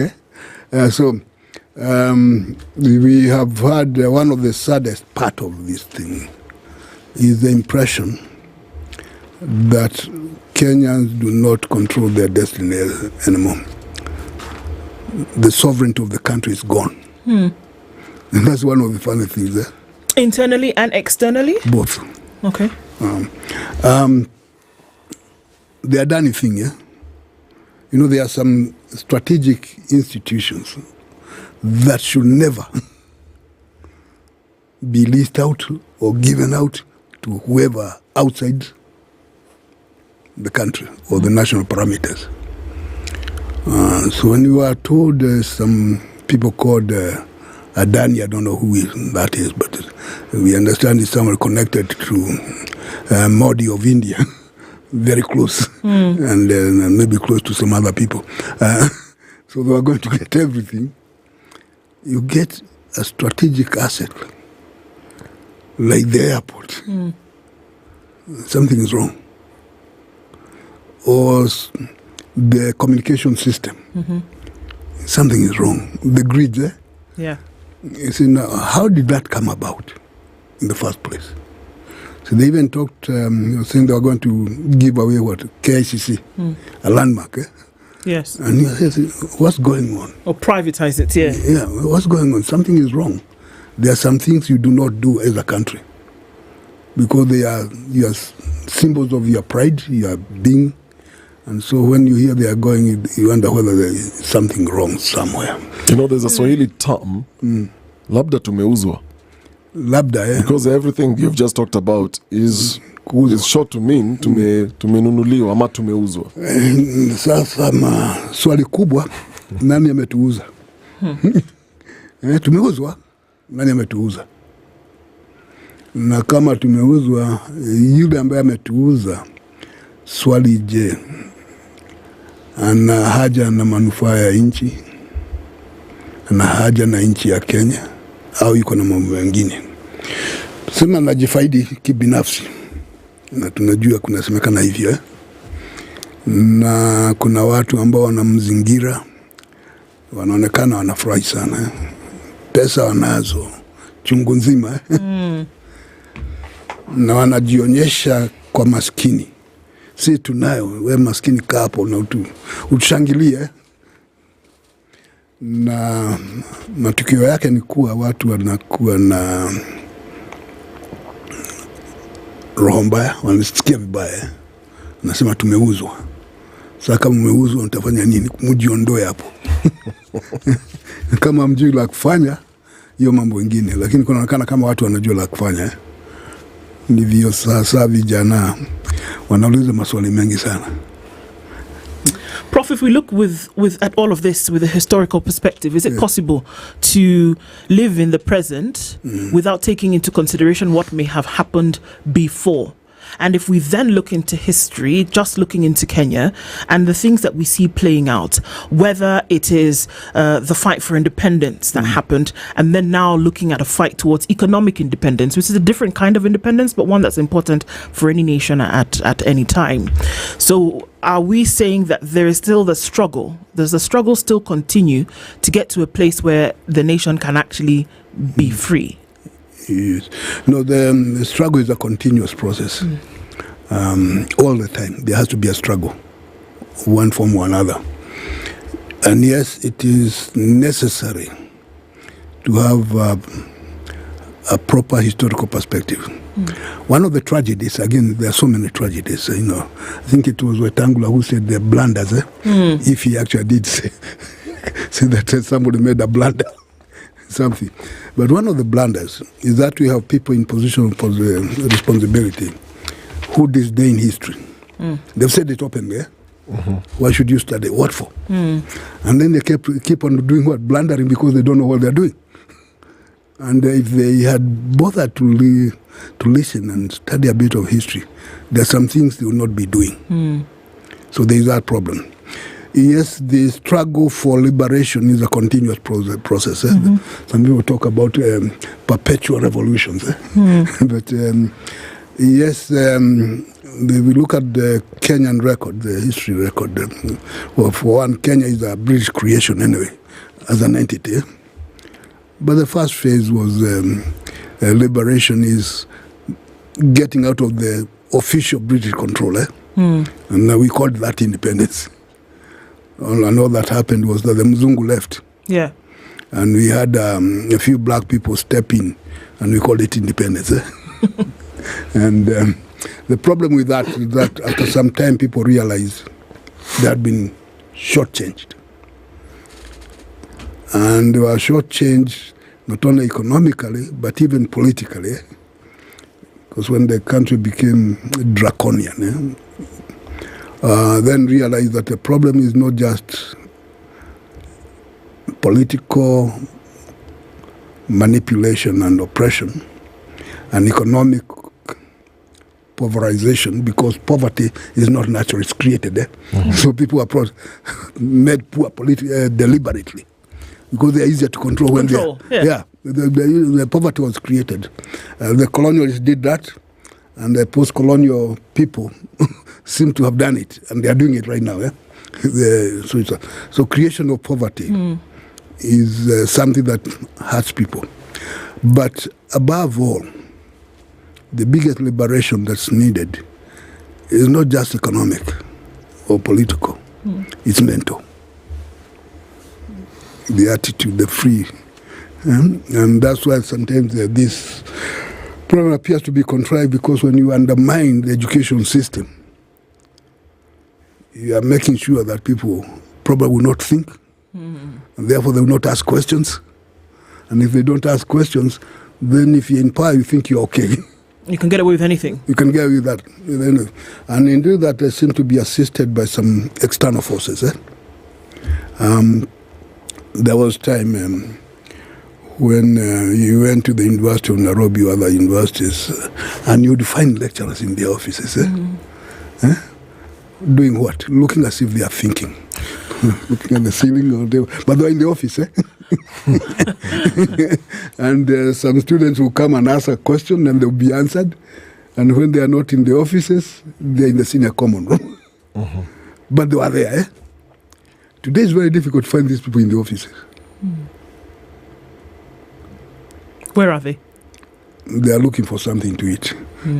Something awkward. So their thinking has been sidelined. Not in one university, but many universities. So the amount of research and intellectual productivity has gone down. And it is not an accident. It appears to have been part of the international scheme. So the conditionalities and all those things. So people are told you don't have to produce your own knowledge, because we shall give you whatever you need to know to teach. So if you look at the books that are used in the various places, in any subject, where are they coming from? So they are donated from Europe or America. And so you don't need to produce knowledge. We shall give you. Which then means the people should be thinking become bongolala. But Prof, it's interesting that analogy you've given. And you've said intellectual productivity, in your view, has gone down. Yes. But then you're looking at this current generation, and you get the feel they are very well informed. Yes, they are. About their country. Yes. They're also equally very aware about the problems that this country has had in the past. Yes. And they seem also to know the solutions to these same problems. Yes. You look at the level of awareness on social media, unlike any other generation we've had, which will lead me to that question. They galvanize themselves along civic education. Yes. They're reading the Constitution. They're interpreting the Constitution, even in their own mother tongues. Yes. And when you say then that the intellectual productivity has gone down, and you're looking at this level of awareness, and there's a generational conversation going on, and I'll give two cases, most just recently, the other day. Actually, it was this week, I think, somewhere in Kisii. There were women who were carrying 2,000 notes, and they were saying, we were, and the story was 31 of us were supposed to share 31 of us are supposed to share this 2,000. So all the women groups were told, gather yourselves, empowerment program is coming to your area. And so they were coming out and saying, I've been given this 2,000, another one 1,000. What am I supposed to do to the women's group? The Boda Boda Association were also saying, we were told to come for this meeting. Is this what you're calling empowerment? Then there was a story where the women who are boarding a bus, they were getting paid to board a bus to go and attend the president's meeting. Yes. And you can hear young people shouting on the background. Hawa ndio mama wanatuuza. And you look at the age gap. It's a generational conversation. Then how do you reconcile those two things where there's intellectual productivity, like you're saying, has gone down, but also equally, there is so much awareness within the same generation? There are two generations here. The ones, the university lecturers and professors, as I was saying, the level of productivity has gone down. Now we have the new generation, the young ones. And if somebody is to be blamed for their activities, is one person. It's called Mwai Kibaki. Oh, really? Yes. How so? You see, these are children that Kibaki forced to go to school. Watoto wasome. And if your child didn't go to school, the parents was, what's going on? Supposed to be in school, And it was, they didn't have to pay. And they did read. And they were exposed. These are people who knew nothing about Moi. So they were raised to read and to think. And some of the books they read, if they tell you, you can see they are books that made them what? Think. And so they grew up that way. And then when they were going to high school, digital age, these are the people who became digital. And so they became savvy on this. And one of the big things about Uhuru's presidency, he emphasized the digital. Move away from analog, some of us. But they become digital. And when they become digital, they know the social media, they are savvy, they know it. Even today, if I have a problem, I know who to ask. It's one of those people, they know what to do. Yes. So the times changed. It is not possible to restrict the acquisition of knowledge, general knowledge. I remember there was a time when it was almost illegal to own a fax machine. What? Yes. Well, there's somebody who doesn't know what that is. Yes, this is a dinosaur now. Yeah. But at the time, it looked like a very modern thing. You can get information from wherever through the telephone, very quickly, and it's printed. Yeah. And that went against some thinking in the official circles of restricting the amount of knowledge that people have. Because if you can get that information before the government censor gets it, then you are bad. And Kenya as a country in the region, the East African community, I think it was the last to allow mobile telephones. So we had that funny, awkward ministers going to Tanzania and then having to borrow telephones from them, the mobile. So there is that element. So the young people we see did get a good basic education. Okay. Apart from reading, they learned how to think. Because some of the things they read and they enjoyed, in fact, like that story about the Butere girls. Well, you look at it, what are they saying? They read something and they are thinking. So they try to act what they have read. Last year, when they acted, it was a shock to the establishment. Total shock. It scared the establishment. And of course, people are used to the old type of demonstrations. And what's the old type of demonstration? People run around, throw a few stones here, there, and break this and that, and they shout. And then it stops. But they came out with a different agenda. And he said they were not demonstrating because somebody is claiming his votes were stolen or something like that. Because there is something wrong in the country. And they understand it. And they understand it. And that comes because they are thinking, which is a very good thing itself. So yes, there seems to be a contradiction that say that there is not as much intellectual production at the universities as they used to be, and in part because of the dynamics. But there's still enough of that little thing that makes people think, and the youth are thinking, and they're asking questions. And it's not enough to tell them it used to be bad during Moi's day. Don't tell them that. They are not used to it. They can't even remember Kibaki in the first place. So all they know is that things are wrong. And if they are wrong, you ask questions. And if there are no questions being answered, then you continue asking more. Okay, let's take a break at this point and come back. And then the question is, the questions being asked, the answers that are being given by the leadership of today, even as late as of yesterday. We heard the president say a number of things. We'll come back and we'll discuss that when we come back from this. Political analyst, historian, Professor Macharia Munene is in the studio with us this morning, and we're looking at the state of the nation through a historical perspective. What should be the current direction in which the country should be going? And then I have to ask you at this point, are you feeling unwell? Do not search for your symptoms. Find a trusted healthcare provider near you. The Aga Khan University Hospital has brought specialized world-class care to your neighborhood. They're conveniently located clinics around different areas, pharmacy services, ensuring you and your family receive the best. See your cardiologist, see your pediatrician or your gynecologist, see your neurologist or gastroenterologist, among other consultants near your home. For families along Thika Road, we've got you the following medical centers.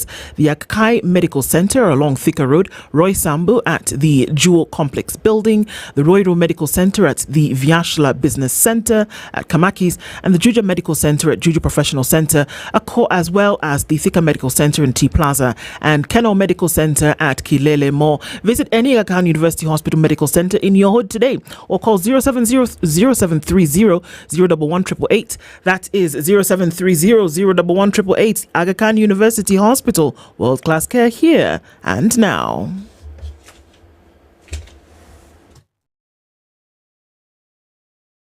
This is the Situation Room, the only way to start your day. This month on Star Times, love burns, romance gets hotter, secrets run deeper, and the drama never lets up. Loyalty is tested in a war for power on Gangs of Manila on Novella E. Gigi seeks vengeance at any cost in beautiful revenge. Witness the timeless love of Rama and Sita in Ramayan on Novella E+. Honor meets heartbreak in the Chinese drama Feud on ST Kung Fu. Two sisters, one destiny. Together, they are unstoppable in Divya Drishti on Rambo TV+. Renew your subscription for 2 months on your current bouquet and get a free upgrade to the next bouquet for 2 months. Dial *858# for self-service or call 0730-710077 for customer care. Star Times. Enjoy digital life. Buda, landlord amenipea deadline ya leo. Salon nayo imechelewa. Junior amekuwa msik. Yani drama iko kila mahali. Bro, wacha pressure. Loop iko na quick loan, unaweza get straight to your phone. That's right. You can now sort out unexpected expenses with a new quick loan on Loop. Borrow up to 100,000 shillings and repay within 30 days. No paperwork, straight to your phone. Simply go to Grow on your Loop app and click quick loan to apply. Na imeingia. Landlord pewa yako. Stress toka hapa. It's not just an app, it's a lifestyle. Why wait? Loop it. Download Loop today. Loop is regulated by the Central Bank of Kenya. Mature, intelligent talk every morning. Spice up yourself.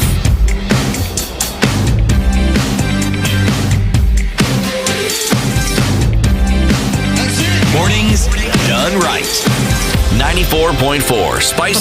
23 minutes to 8 o'clock. We are continuing conversation this morning with Professor Macharia Munene, political analyst, historian, and you talk about what the current pulse is in the nation, what people are saying, what the demand is, and responses to that have been given by the leadership. As late as yesterday, when the president was at the Nairobi Stock Exchange, he said, these calls which you allude to, Prof, that you're making for me to go, the person who would come in, what would they do differently? He's alluding to that he's doing the best that he can with what he has. Would it be any different if he was considering what people were saying? Should he not say what he's saying?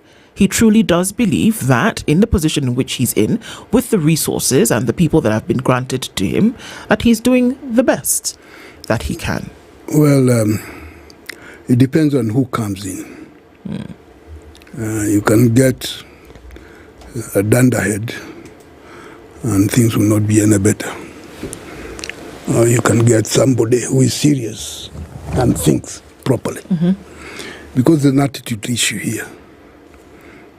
Unfortunately for the president, from what we hear, he doesn't listen to advice very well. From what we hear, I don't know for sure because I've never interacted with him. But he's not the only one who is guilty of that. That we know. So it's an attitude thing. I think we've got our policy orientation wrongly.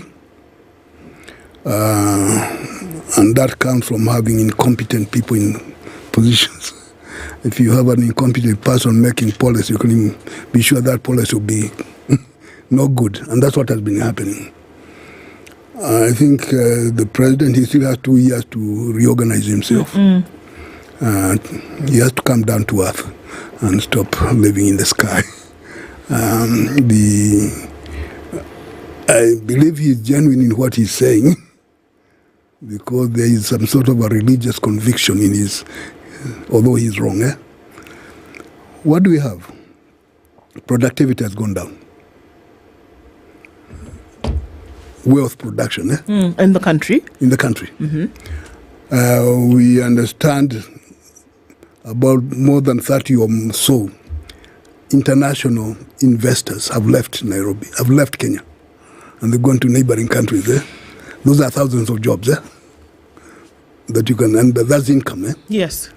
The taxes have shot up, yet revenue collection is low. And why is that the case? It's because the economy is not doing very well. And if the economy was to expand by emphasizing local production, there's no reason why we should be importing so many things that can be easily manufactured here. But we have an appetite for importing things because there is. And we see the example from the top of that sort of thing. So if the production of basic foods was to remain in Kenya, those are jobs, But we are importing food. We're importing small things like eggs, even carrots. So you know, why is that? So the emphasis is wrong. So you should be thinking of how to increase production of even the small people, and you don't increase the production by overtaxing them into poverty, which is what has been going on. So that's one area you can look into, increase budgeting is also a problem. So what do we have in budgeting when you look at it? We start with dreams of what we want, and then you worry about where to get the money. So there is a disconnect between the actual budget and actually the dreams are taken care of first before the hard facts. So you have education is underfunded, health is underfunded. The basic things that make people happy are not. Or that they need, the basic things that they actually basic needs are not. Yeah, they're not. But I understand the hospitality budget is very high in some places. So the chai and mandazi budget, that one is there. And you get other people, all these helicopters, we see people riding in, and we understand they are now personal property. How some people have enough money to buy helicopters, not to mention fleets of petrol guzzlers. You know, they show off these conspicuous consumption. It's very evident, especially among those who sometimes may be described as what the rutocrats, and they have they show off, and some of them their mouths are toxic. They say things that really dishearten. There was a lady from Wajir, who repeated something that somebody else had said. We are going to steal the votes. We are going to. Wait a minute. What are you talking about? Anyone listen to this? Say, wait a minute. We are in a mess. If this is somebody who is in parliament, and she's not the first to come up with say that how they are going to rig. And how some are talking about, let's change the constitution to remove the 2-term limits, which Moi imposed. Moi is the one who imposed the 2-term limits when he thought he might lose the election. So he did.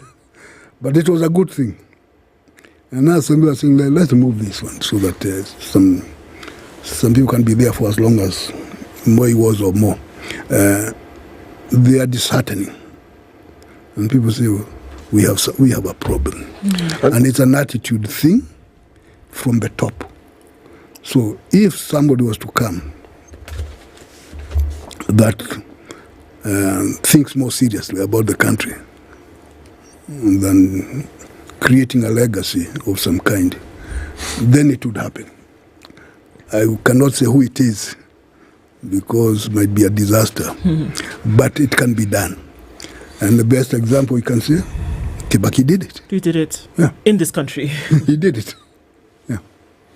Prof, is it earlier on you talked about our mental our attitudes and you're saying these are things from the top, and you're looking at the crop of leaders we have and some of the things like you're saying their mouths when they speak, some of the things that are coming out of their mouths.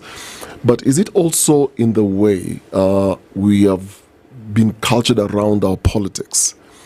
And I say this because every 5 years, Kenyans are driven to a place where you have hopes, you have aspirations, and you are told this is what we will do when we take over. So you're taking somebody on a high tide, and you give people hope, and then immediately government is formed, everything nosedives. And then again we go through another cycle. Right now, we are in the middle of that. There's a group that is saying, look, when you give us this thing, this is what we are going to do. And the president yesterday was saying, guys, give me time. Why are you pushing me? The things I promised I will do, I'll still do them. And he's almost trying to endear himself back to the people's hearts. My question is, how is it our style of politics we need to change from the point of how somebody is actually campaigning to the point of election? Because somebody said, how many millions does an MCA need to run a campaign? How many millions? 50 million for an MP to run a campaign, for example. Where is that person getting that 50 million? They're either taking loans or borrowing from friends. Immediately they're elected, what then do we expect them to do? They have to recoup back the money that they spent with interest. And then the moment you're exposed to those huge amounts of money, therein comes greed. And so you look at the patterns of you look at the dailies today, every story, there is a money factor in every story. And a big one. The Auditor General every week is giving figures of how much money we are losing, how much is unaccounted for. And we are almost becoming numb to these huge figures, because a few years back, when you talked about $1 million, that was a lot of money. You'd be taken aback. Yes. Today we talk about when 1,000 was a lot of money. Exactly. Now you talk about 100+ billion lost, and that figure doesn't seem to move us. We've become numb because every time the numbers keep going up. Where is the problem? Is it just individuals? Because even this next crop of leaders who say we are going to do this, they're not necessarily clean. No, they're not. So there need to be serious change, attitude change. One of the positive developments is that, particularly the youth, they're asking questions. And they're not very much impressed. Although we noted their attempt to lure them with some fancied vehicles and to see whether they toe the line. But the encouraging part is the determination to continue asking questions. And they are really not interested in these people's big money. Some of them have a little money of their own. So the money is not the issue. But the mentality, the bad policies, because that's what they are. And when the people are suffering, they notice the suffering is across the country. And therefore they are concerned with who is responsible for this. We know right now some MPs, despite the amount of money they have, will not see the parliament again. That one we know. Because people are fed up. And if people are fed up, then you know that's a good sign. That the money will not be the issue. Yes, the money is always a factor. And sometimes when I advise, if anybody listens to advice, if you have 50 million, 30 or 10 million to waste, go into it. Because you can lose. But then your lifestyle should not change. If you because of. So if you are going to go up crazy, and we've seen some people looking crazy because they lost, don't do it. But if you think you can, okay, go ahead. But we have also seen people spending money and losing to people who did not spend what? Money. Because there is also that ability to measure. The public is not that stupid, usually. Because they vote for the person they think is best for them at the time. They may be wrong. And sometimes, there is this thing that people keep on talking about. Oh, our voting, is always tribal. That's nonsense. There's an element of it, but it is nonsense. Because deep down, when people go to vote, they vote for the best candidate they think is the best at the time. Okay.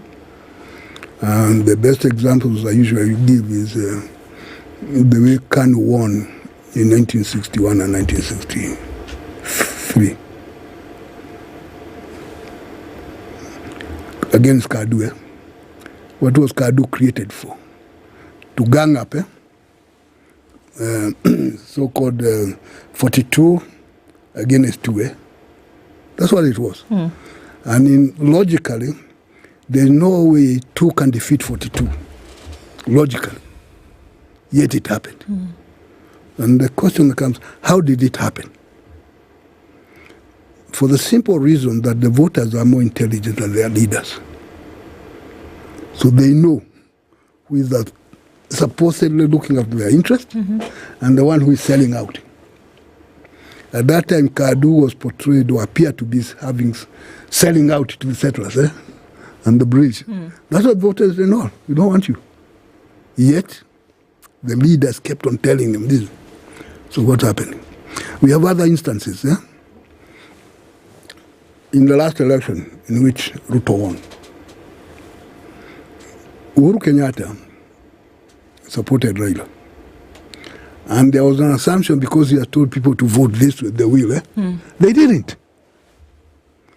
So you ask them, why is it that they refuse to vote that way? And then you find the reasons are likely to be in Uhuru's administration itself. They were angry with what might have happened during the period. And thereby, Ruto gave him credit for looking as if he's a better option. He did look like a better option. He was the victim at the time. Yeah, then he was the victim. Yeah, he did a pretty good job of playing the victim. narrative then was it's hustlers versus dynasties. And the dynasties were to blame for what had happened. You see what happened during the COVID time, and Uhuru was blamed for it. There were demolitions of houses in some of these areas. Yes. And people are crying at night. Uhuru, what's going on? And it appeared as if they were not listened to. It made a lot of people very angry. And they blamed Uhuru for it. Then you have the demolitions of businesses in Gikomba, Nyamweya. Things happened. And who was blamed for it? Uhuru. And he did not have a good answer. And then when people raise questions, when he starts saying that Ruto is not a good man, they say, what happened? You told us he was a very good man. And so you are the one who said kumi kumi, So what happened? And he had no answers. And this fellow playing a victim, he was clever. Complaints started within Uhuru's first term. And some people complain. So it was Ruto, I remember he went to the people and said, don't complain. Uhuru wants to be re-elected. So he's doing some things that... and people understood. They said, okay, you see what we do. So if there is to be blames, look at what happened in Uhuru in order for Ruto to exploit.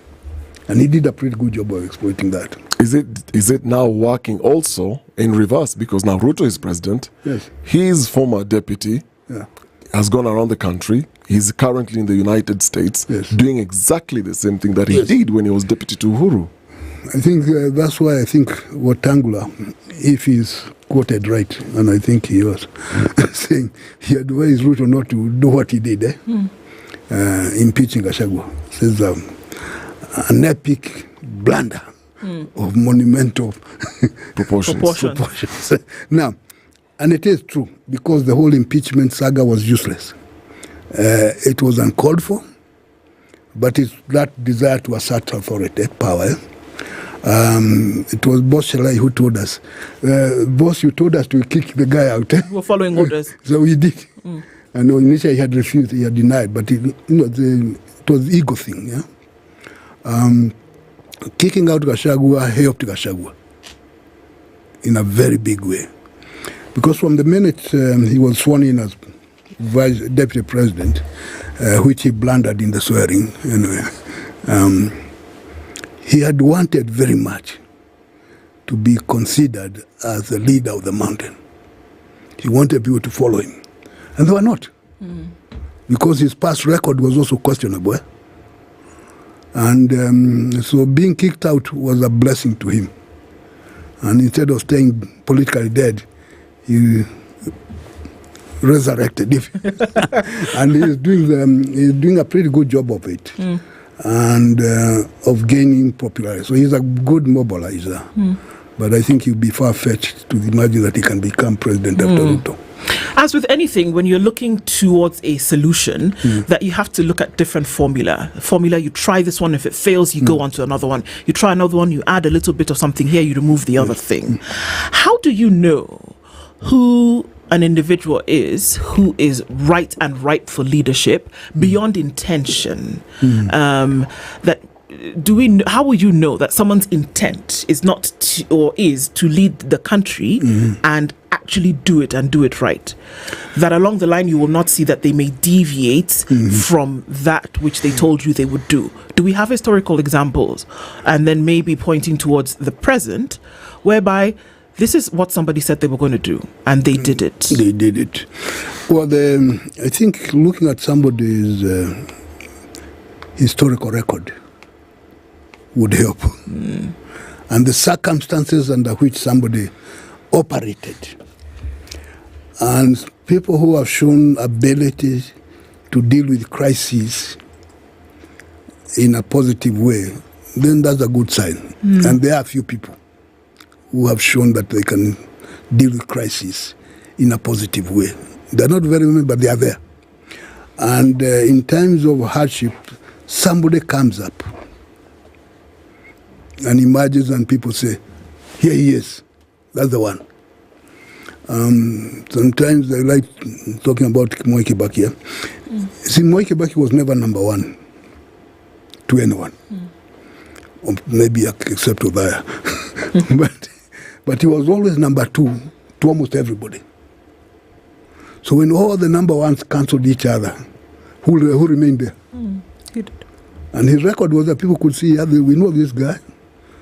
He's a deep thinker from the time he was an assistant minister.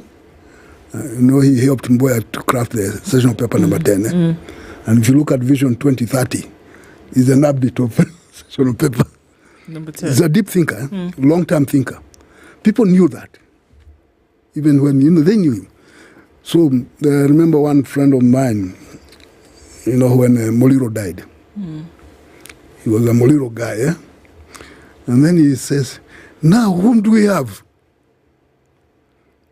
Then he says, Kibaki. And that's why I got the idea. Kibaki was always number two. If you can't have the one you want, who is next? Kibaki. And people identified Kibaki a long time.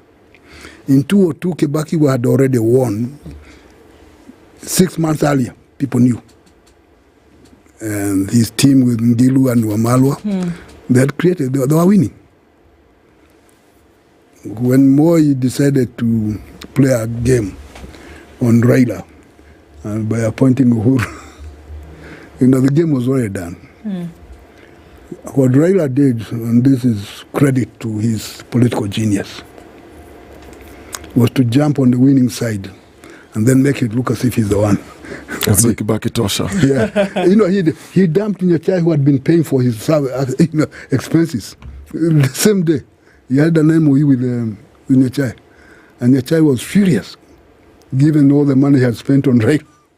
And then the guy jumped. But the reason he did that, good political sense, he could have been a candidate and lose like himself and father before. He could have supported Uhuru, which was not acceptable. He could support Nyachai, but Nyachai was going nowhere. It was very clear. So join the winning side and make it appear as if you are the one. Do you think he's currently a political genius still? Well, I think he'll be a candidate. Raila? Yes. Not so much to win, but to create a bargaining chip. Because he's very good at that. The last election was his to win or to lose, and he chose to lose. People were celebrating before they had even voted. And he said, now, why are you celebrating? You have not voted. So we are told that about 700,000 or 800,000 people failed to vote in his area, and they were celebrating. And he lost by only 200. So, but his the record is that he loses, then he makes good capital out of it. So at the end of the day, he doesn't lose either way? No. He benefits materially and in other ways, without responsibility. Well, there's a lot to watch and a lot to see opening up in time, and at the end of the day that the people will make a decision around what they see and looking into some of those insights. Great to always share them and to then be able to see which direction truly things are going in. Professor Macharia Monene has been our guest this hour. Thank you for joining us this morning in the Situation Room. Thank you. Thank you so much. Good morning at 8 a.m.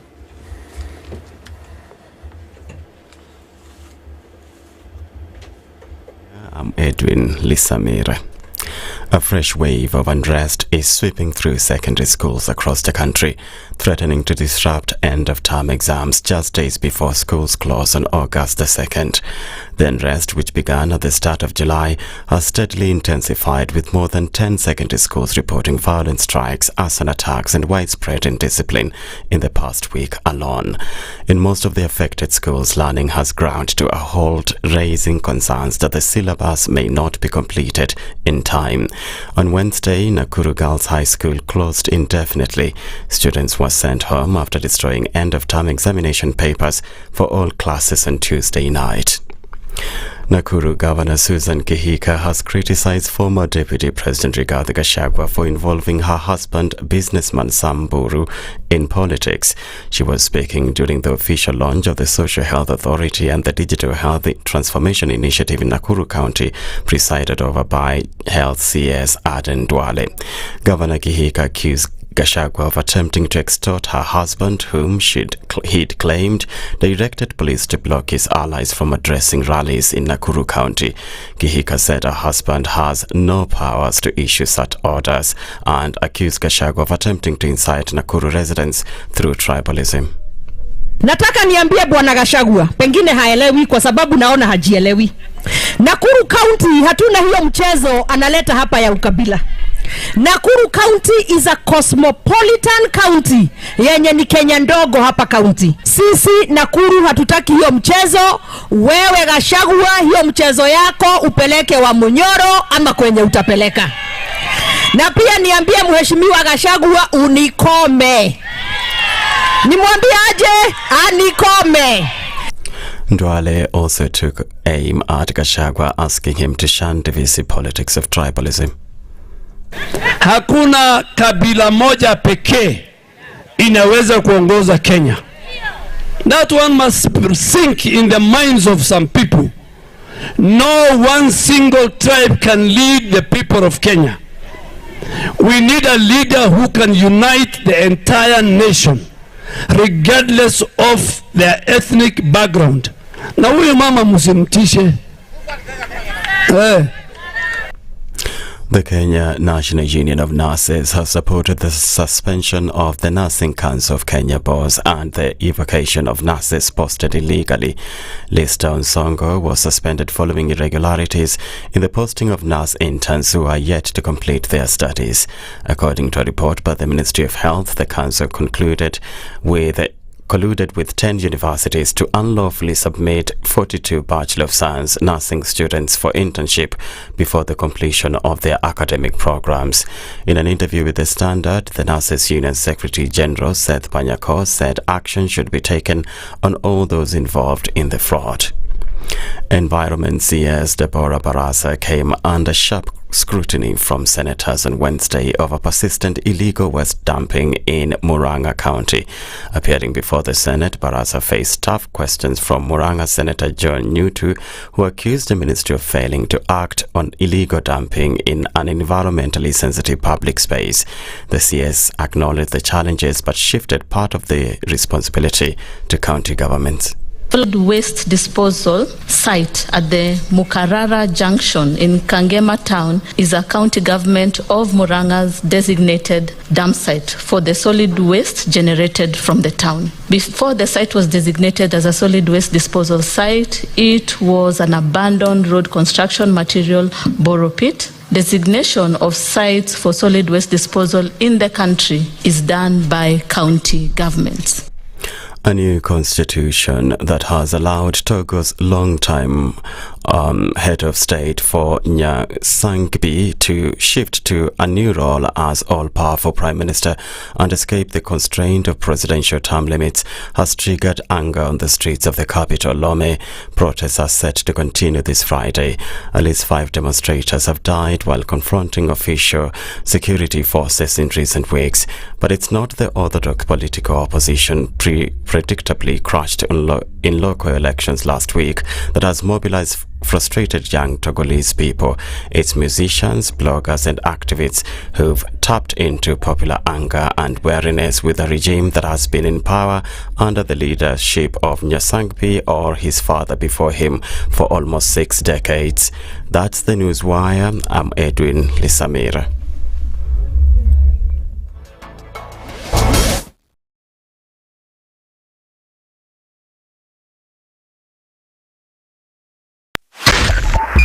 .5 Spice FM, Kisumu. If we just gloss over issues and hope that time heals, then we might find that in generations to come, we might be back at the same situation. And the whole thing is born of stolen elections. Spice. When it comes to the decisions you make, you must be independent. There's no way you can allow one institution to dictate to you how you're going to conduct your operations, how you're going to decide cases. It's a no. When you weaken the institution to the point where they cannot take action, then you realize that politicians have to come up and now start dealing with the issues. That conversation has to die. Our politicians do not like the hard stuff. We must insist on the path of doing things right, whether popular or unpopular. Money changes hands. That is a fact. If you have political goodwill at the highest top, like in Rwanda, then corruption will be an issue of the past. If you don't have political goodwill at the top, we will pass laws, we will amend laws, we will continue passing laws and re-amending laws, and nothing will happen. This is the Situation Room, the only way to start your day. In this country, 6 families and 8,000 Kenyans control 90% of the GDP. We are not a country. We are a plantation. We work for Ruto. When you're telling the judges court orders are papers or they will not obey court orders, they're sitting and you're seeking orders from them. So how are they supposed to interpret it? Isn't it an oxymoron? When you see a judiciary that seems to be under some control somewhere, you start questioning. We have very powerful governors, but they don't use their offices to serve the people. If you are not shameful to to do what you are doing, why should we protect you? I'm human. Everybody's human. So when you're told, kuja tuongee, I mean, you'd be a fool to say, "Staki kuongea today." Conversations have to be had, you know? People in leadership should only go into leadership if they are ready and willing to change the lot of the people. The Situation Room, Kenya's biggest conversation. Mature, intelligent talk every morning. Spice up yourself.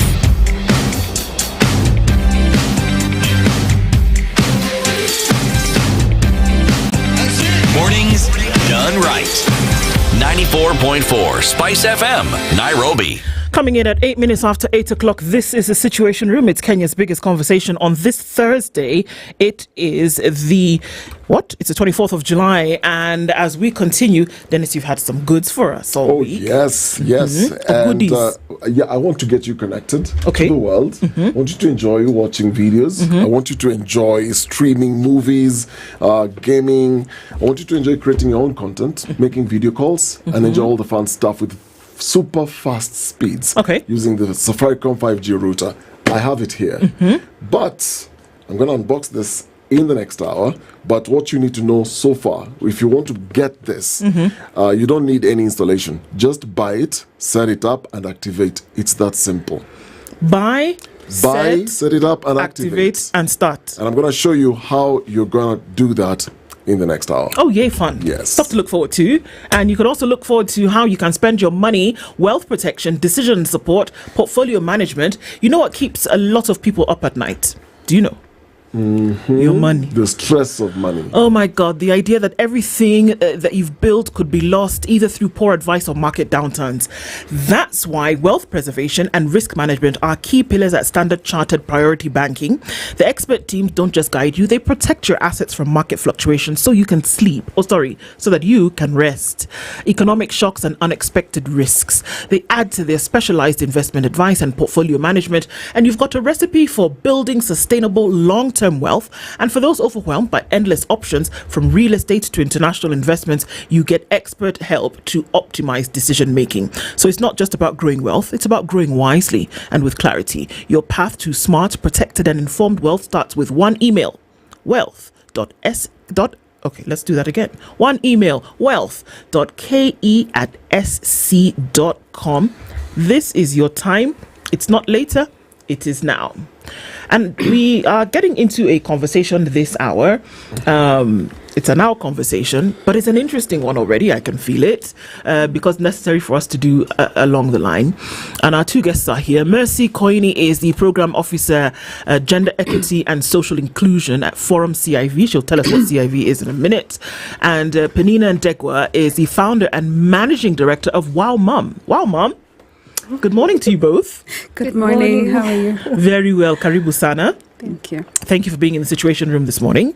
Well, you know, you're our guest, but we're going to put you to work. Sure. Okay. Dennis will tell you which country he's gone to this week. And we would love to get your interpretation of the proverb from that country. All right? Okay. So it's a custom in this room to welcome guests with a proverb from an African country. And today we are coming from West Africa, the Republic of Senegal. And the interpretation to this proverb, it's a very simple proverb.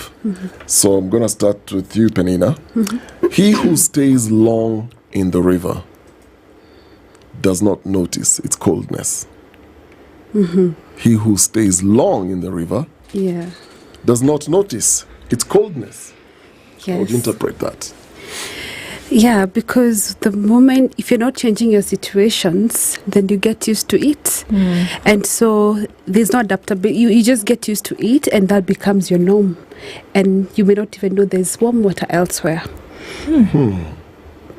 So there's need to shift and change. The environment. Environment, yes. Spot on. Mercy?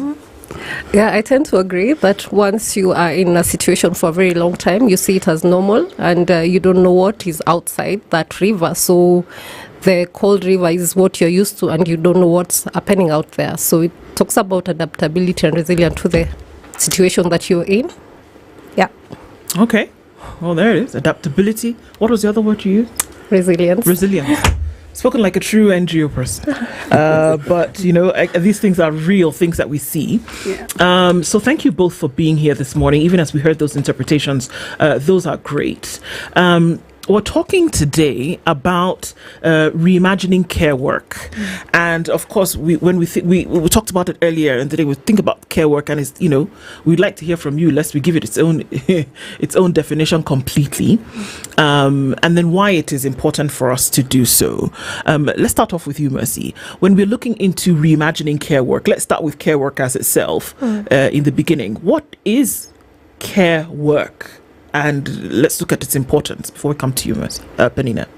Yeah, thank you. I think and I believe that care work is very essential to our economy. And when it comes to addressing the issues of gender inequalities, care work is very critical, because when we are talking about care work, we are talking about issues of household care, we are talking about elderly care, we are talking about child care. And these are the things that we get to deal with on a daily basis. For all of us to be here, there must be somebody that is taking care of our responsibilities at our household level and also taking care of our children. So it's very important that we start to reimagining care work and to see how we are able to recognize it and redistribute it. Yeah, that's why we are having this conversation. Okay, and so Penina, who falls into the care work category? Everybody falls, because everybody needs care, and everybody can also give care. Unfortunately, the situation is that women bear the most burden when it comes to unpaid care work, because when you look at most of the domestic workers, most of them are women, compared very few are men. And out of research that has been done is that women actually can spend up to 5 hours per day on unpaid care, compared to men who only spend 1 hour per day. That already shows the kind of burden. And also, the care work has also been undervalued and unrecognized because it remains invisible. It's like this iceberg that is under the ocean, which really supports every other economy to work. Like Mercy rightfully said, when we are here to work, is because somebody else is taking care of our house, somebody else is taking care of our aging parents, somebody is taking care of our cows, somebody is taking care of our persons with disability and people with chronic illnesses. So for us to be able to work, that iceberg is really what supports the economy that we see. Right. And it's time that we start valuing it and giving it the attention that it deserves. So where does unpaid care work come into all of this? Because one would assume if I'm here, I'm working, somebody is in my home taking care of issues that I can't attend to at that time, but they're being paid.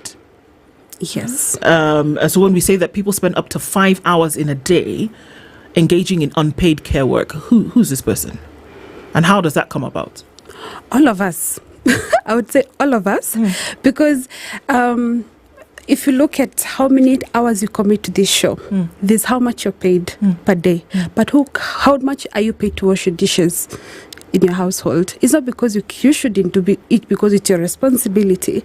But then we realize that sometimes, and in most situations, women often, especially young women in their younger career life, I've seen a lot of them even quit their jobs because they have to take care of their children. Who compensates them for that? Right? We've seen even in the villages, or maybe you have an aging parent who will fail to go to work because they have to take care of that aging parent. And also, or something else that you also realize is that even if they are being paid, the level of payment is also low as opposed to regular jobs. So that's why it's so important to recognize that care work is work and it ought to be rewarded appropriately. Okay, so here's an interesting question. By whom? Who should this unpaid care work be rewarded by? I want to take you to the rural regions, because we are privileged, because we are having jobs and we are able to employ a caregiver at our household level.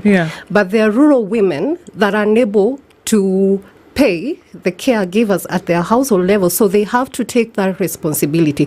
Or alternatively, they take the responsibility to their marketplaces where they're doing their businesses. For example, in a rural place, a woman would carry their child to a market, and he or she will try to balance taking care of the child as well as doing the business that has taken her to the market.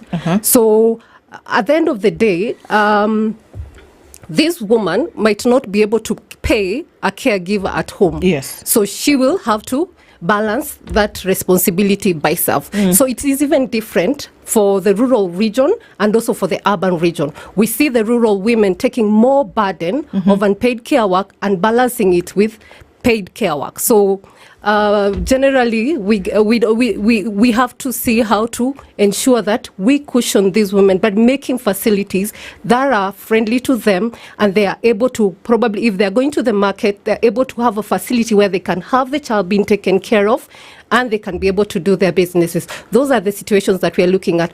If a girl wants to probably join a vocational training center, and you realize that in the rural regions, most of these girls, they get pregnant at a very early age, and they bear the burden of taking care of their child. So, and this limits them to going to either a vocational training center to gain a skill. So they try, we are looking at how we can be able to have the government having facilities in place that would cushion or reduce the burden of the rural population within the counties that we are in. Yeah. So how would that equate to compensation? Because usually when we think about compensation, we think about it in a monetary fashion.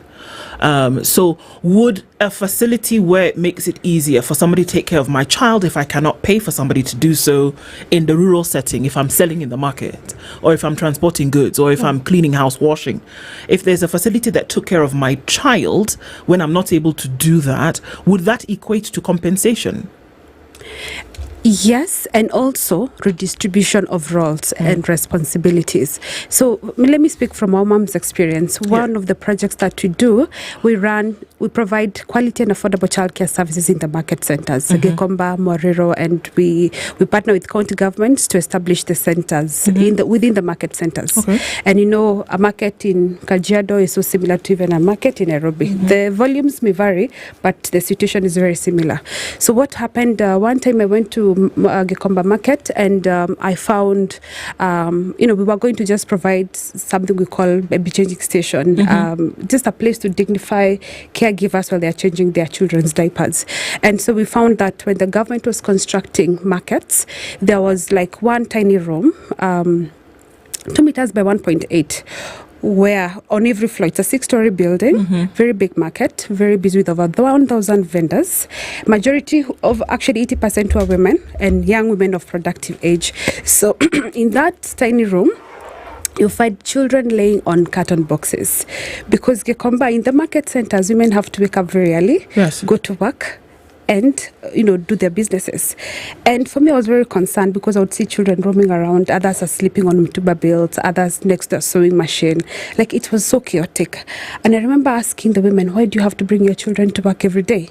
And they would say that they cannot afford another alternative care, or even if they can afford that local daycare, in terms of the quality of service provided, it's so undignified that the little money they make in the market centers, they end up spending it in hospitals. So for us, it was a wake-up call, because what happens when this woman is busy working and selling her goods, the baby has already disappeared. We've had a lot of incidences where where children have been abducted. They've been exposed to illegal things, immoral things, unethical things, because the mother is not able to mentally focus on the child supervision while taking care of the business. At the same time, the time that this woman takes to look for the child to change, to feed, she has lost a customer. So out of our research, we actually found out that if I have a baby and Mercy does not have a baby, I'll make 48% less profit than her, even if you're making we are selling the same goods on the same floor. What does that indicate? There's a lot of revenue leakage when care is not provided for. What then was our solution? We went back to the government, requested them, could we just refurbish this space? And we came up with a partnership with the county government of Nairobi, and now we've established what I like to call them world-class childcare services in the market centers. And there the mothers can come. We open every day. Right now they're open. We open every day from 7 a.m. to 7 p.m. Those are 12 hours of quality care. We only charge 100 shillings per day. So a woman conveniently dropped the child in the daycare and then goes to work the whole day, and they're safe, they're in a very good environment. You have trained caregivers who are able to take care of them. And one of the impact that we've realized is that a woman is able to increase their productivity by up to 75%. So that just shows you in terms of care, when you talk about affordability, when that we free that, when you take off that burden from the woman, they are able to now focus and make more resources, and then they can even afford that childcare. Mercy, it's interesting. She's given the example of Gikomba, and I'm just thinking a lot of then what we see goes around informal spaces. Gikomba is just an example. That market just gives an overview of essentially what happens when this woman goes to work with her child or children and she's trying to eke out a living. How, in terms of just expanding this conversation, when we look at the informal sector, how does this tie in? Because you earlier talked about reimagining care. How does this then work? Because every space is unique in its own way. Maybe just to mention, we are currently developing a project on market systems development together with the International Labour Organization, and we have mapped out 2 sectors that we will be looking at, and that is the tourism sector and the fodder sector, because we will be working in Kajiado, Narok, and Nakuru County, and you realize that tourism is booming in these 3 counties, and also in Narok and Kajiado we have the livestock rearing, which accounts to the need for fodder. So having selected this sector, we did an analysis and realized that youth and women are not participating in these sectors because of the issues of care work. And just like you mentioned about the informal sector, the fodder sector is generally informal. And when you look at the issues that hinder women and youth from participating in this sector, is because they do not have the finances, because they don't have an income. And they don't have an income because they have no sources of income, because most of their responsibility is either at household level, which does not earn them any money. So for them to participate either in the fodder sector, producing fodder, it's very difficult. So we are looking at generally the whole holistically. Why is it that women and youth are not participating in income generating or are not part of the market? And we are seeing that this responsibility needs to be looked at. And we are looking at holistically in terms of how can we reduce. It's not only compensation. We are looking at how can we reduce it. By having facilities that are friendly, we're talking about infrastructure. Can a woman who is pregnant go 20 kilometers to a marketplace taking their produce with the kind of terrains and roads that we are having? Do we have better roads for them to travel? We are talking about issues of water in the marginalized regions, because water is a big issue. How long does a woman take to go and fetch water? It would probably take that woman 6 hours going to fetch water to and fro. So to mean that woman, when the child has already gone to school, or probably she's carrying the child on her back, and she goes fetch water. If we're able to have facilities such as water that is accessible, then to mean it has reduced the time that this woman spends in water, and they're able either to till their farm, get produce, take it to the market. We are talking about recognition. Do we have policies in place? But I'm happy that the government is initiating the national care policy, which will basically address such kind of issues we are talking about here today. So when we have policies that cushion these marginalized groups within the community to be able to take up economically generating initiative, then we are able to see the economy of our counties and also the national government economy rising up, and we are able to account also. And when we are talking about recognition, we are also seeing how can the national systems account for such unpaid care work. Like Penina had mentioned, we are only seeing the paid, that's what we are counting. But how much of work is being done underneath that is not being accounted in our GDP? And the national care policy will come in and address such, and we'll be able to see the value of it, and the government is able to invest in facilities that cushions. Penina, you you earlier talked about, these partnerships and conversations with, for example, Nairobi County, with what happened in Kikomba. I'm going to use this example. I visited a county. It's in a marginalized place. Yeah. And I saw what Mercy is describing, women walking long distances to just get water.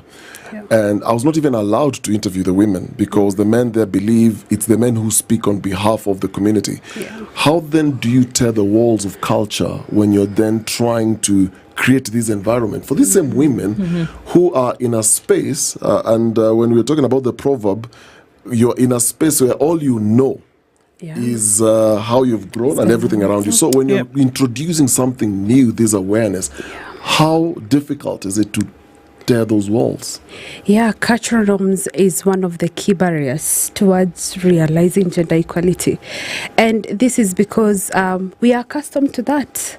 I'm sure if you ask most women, even when a child gets sick, leave alone even in the those local communities, even in urban areas, when a child gets sick, it's mostly the woman who will not go to work. And, it's the woman who will miss work and take the child to the hospital. The husband continues, majority.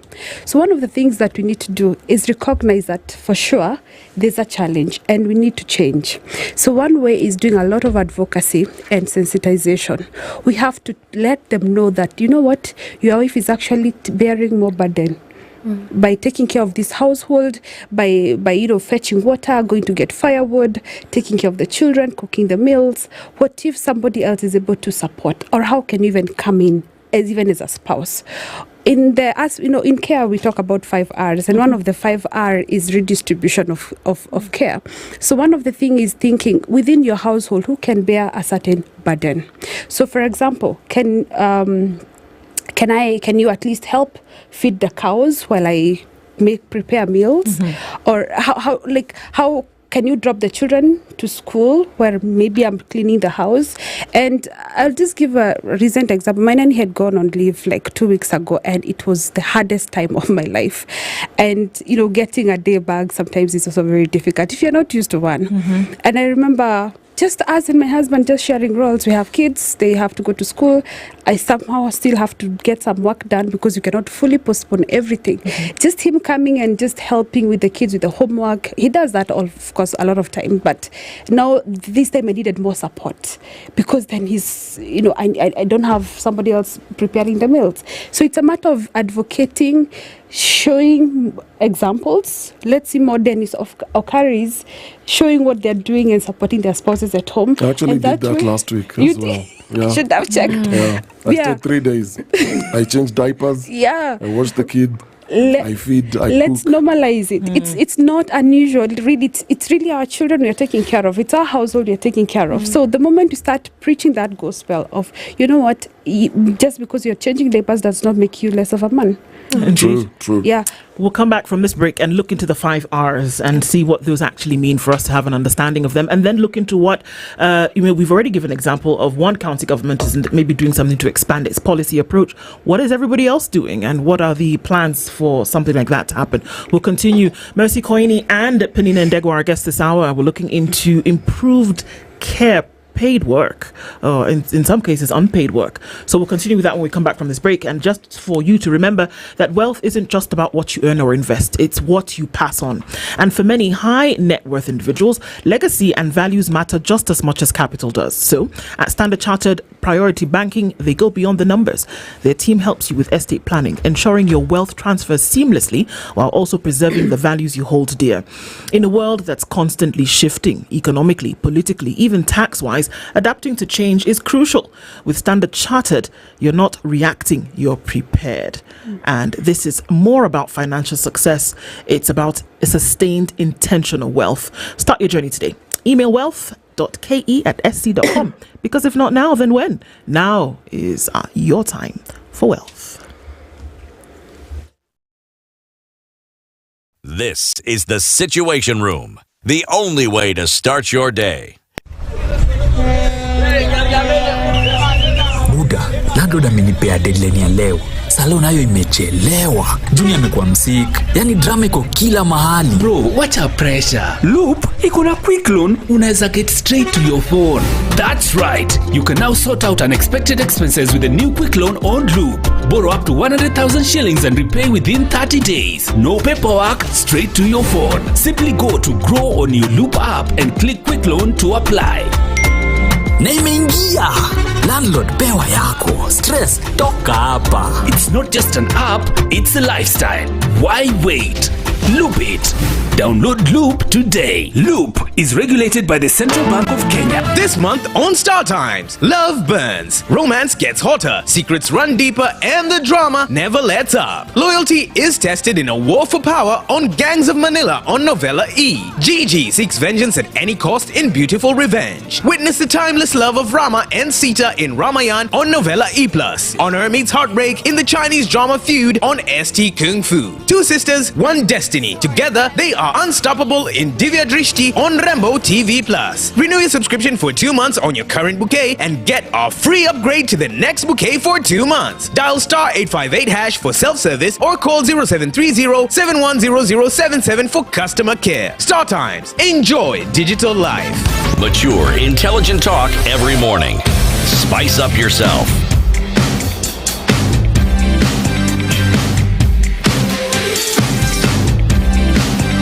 Mornings done right.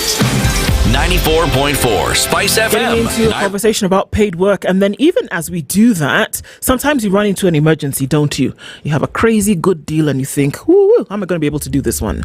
If only I had the cash right now. Well, maybe someone's offloading a fridge. Maybe you're looking for that extra cash to pay this person who is going to take care of your child, and you're not quite sure how to go about and do that.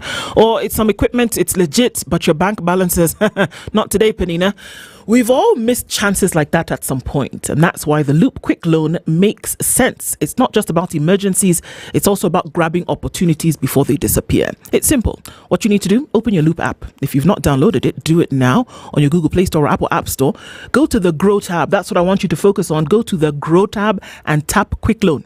Apply and money hits your phone minutes. No paperwork, no bank visits, no stress.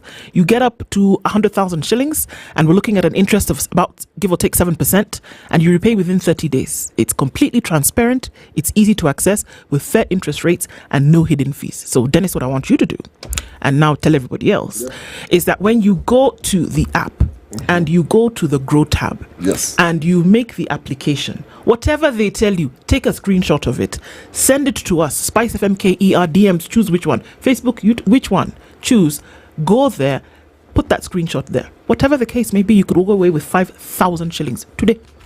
And we'll let you know in about an hour or so who's that's going to go away with 5,000 bob today. So remember what you need to do. Follow me so far. Go to the Loop app. Yep. You go to the Grow tab.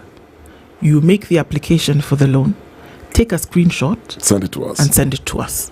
Could be you with 5,000 bob today. Sawa. Let's do it. Get rolling. We'll let you know who gets to that 5,000 bob today with Loop. It's not just an app, it's a lifestyle. And we're talking this morning with Mercy Koini and Penina Ndegwa, and we're looking into unpaid care. I mean, some things that we actually take for granted that we don't even imagine that there would be a spot where we suffer. Penina talked about one of the R's. And Mercy, I'd like you to go over that for us. Mm-hmm. There's a 5R framework that is used to determine some of these things. What are those? Thank you. I would just like to take you through one R, that is recognition. And I want to bring a picture of a country, Mexico. Mm-hmm. I know it's well advanced, but I just want to bring in a picture of how recognition can happen. When you get married and one of your spouses is household takes the responsibility of household care. Mm-hmm. When you decide to divorce this spouse, either a woman or a man, when they go to court, if that person was taking care of household responsibility, there is a value to it. So they will calculate the number of years this person has been taking care of household responsibility times a certain figure. Mm. And that person will be compensated before a divorce is granted. And that is where we are going when it comes to recognition. We need to go there. That if a woman has been taking 20 years taking care of household responsibility and childcare, this woman needs to be compensated when anything happens like a divorce. And those are the things that we are talking about. When it comes to recognition, issues of policy are very essential. That we have policies that cushion either of the genders when it comes to their livelihood. Because when we're talking about taking a loan, I hear you saying taking a loan. When a woman has not been engaging in any economic activity, how do you see, how would this woman be able to take a loan facility? Because they have no collateral. Yeah, so they have no land, they have no facility to give out as collateral. So them accessing a loan is very difficult. And these are the things that we are looking at, even when we are trying to develop our market systems. We are looking at how we can be able to have more women engaging in income-generating activities, and they're able to have collateral and facilities that can earn them something. When we are talking about redistribution, which is the most difficult because it takes a lot of time, because there's a cultural mindset and cultural norms that we need to address. How women and men can be able to distribute their household responsibility. Who says that a man is the one who's supposed to be the breadwinner in the house? Who says that? So we need to see how a woman can also come in and be the breadwinner in the house when he's not able to access an employment. This work can be distributed. A woman can go to the market, a woman can get employed and be able to contribute to the household income. A woman can be able to go to a vocational training center or even a university and gain skill. So those are the things that we are talking about. How can we be able to redistribute some of these household responsibility? We are having a challenge with women participation and girls participation in government development processes. We are calling women to come for a public participation where there will be financing of projects within the community, but they're not showing up. And when they show up, they had no prior information. So when they come there, they have stress because they need to go back home early, and probably the public participation process has started late. They are not even mentally well to contribute to the conversation because they are thinking about going back home and thinking about their child. So when we're talking about public participation, are they even prepared? Are they even able to contribute? Because do they have prior information about what some of these women, when they even come to the meetings, they're not even sure what they came there to do. They were just told, wanawake wanaitwa kwa mkutano, women are being called for a meeting, you need to go there, but they did not have prior information. So even them contributing to the conversation is very difficult. So we need to see the government seeing some of these gaps and how it's affecting the economy of the counties or even the national. So we need to see how we are going to redistribute some of this household responsibility and allow men to take household responsibility, and women as well can go to income generating activities. You know, there's that traditional way we were all brought up, where it is our father who's going to work, comes home in the evening with bread, nakanyama, and some shopping. Pays school fees, takes care of all the medical bills. And at the time, our mothers were housewives. They will stay at home, take care of the kids, make sure they're prepared to go to school. And that, in the cultural sense, then would mean redistribution of responsibilities. If somebody argues, then what's wrong with that? Why can't the woman then stay, take care of the kids, while I go look for money to pay all the bills and do everything? All she needs to do is just take care of the kids, because both can't do it. How do you then reimagine that for somebody who comes with that school of thought and says, look, what's wrong with that? Yeah, the issue is it's expanding the gender inequality. Okay. And also the cost of living now is not the same as years back. Yeah. The cost of living has risen so high that we need all the man and the woman getting into employment. So it's forcing the mother who still stays with the kids to also go out, look for money. Yeah, and women are also more educated than before. We have to acknowledge that. And also, I keep saying, and why I even started Wawamam those days, is the fact that I almost felt like I want to quit my job, because I felt, these caregiving responsibility needs me, and I had an idea in my head that I had to be full-time present at home and at work, and it's completely impossible. So while the men are, it's good to acknowledge they're paying for it, but what if they also paid and they still allowed the woman to also seek more alternative opportunities, whether it's a business or even that employment or even employment, the family would even do better. The thing is also for women to also, from our research actually, we found out that most women take caregiving responsibilities as a badge of honor. That if I don't take care of my household, I am not a good enough woman. So also women also need to start learning to let go some of those responsibilities. Know that you can pay somebody and even go out there, make more money and pay for that service.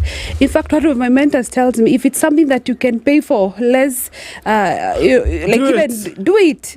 If you don't have to take 5 hours doing laundry, while I could do a proposal that could potentially pay me for like 3 months. Why not? So it's a matter of, fine, let the men pay, but also let the woman also get the opportunity. And let it be recognized. Yeah. Let it be recognized and valued. Yeah. Though we don't want it to be seen as normal. We want it to be recognized that I'm actually taking care of the child from morning to evening. And taking care of their household responsibilities. It needs to be valued. What would that recognition look like?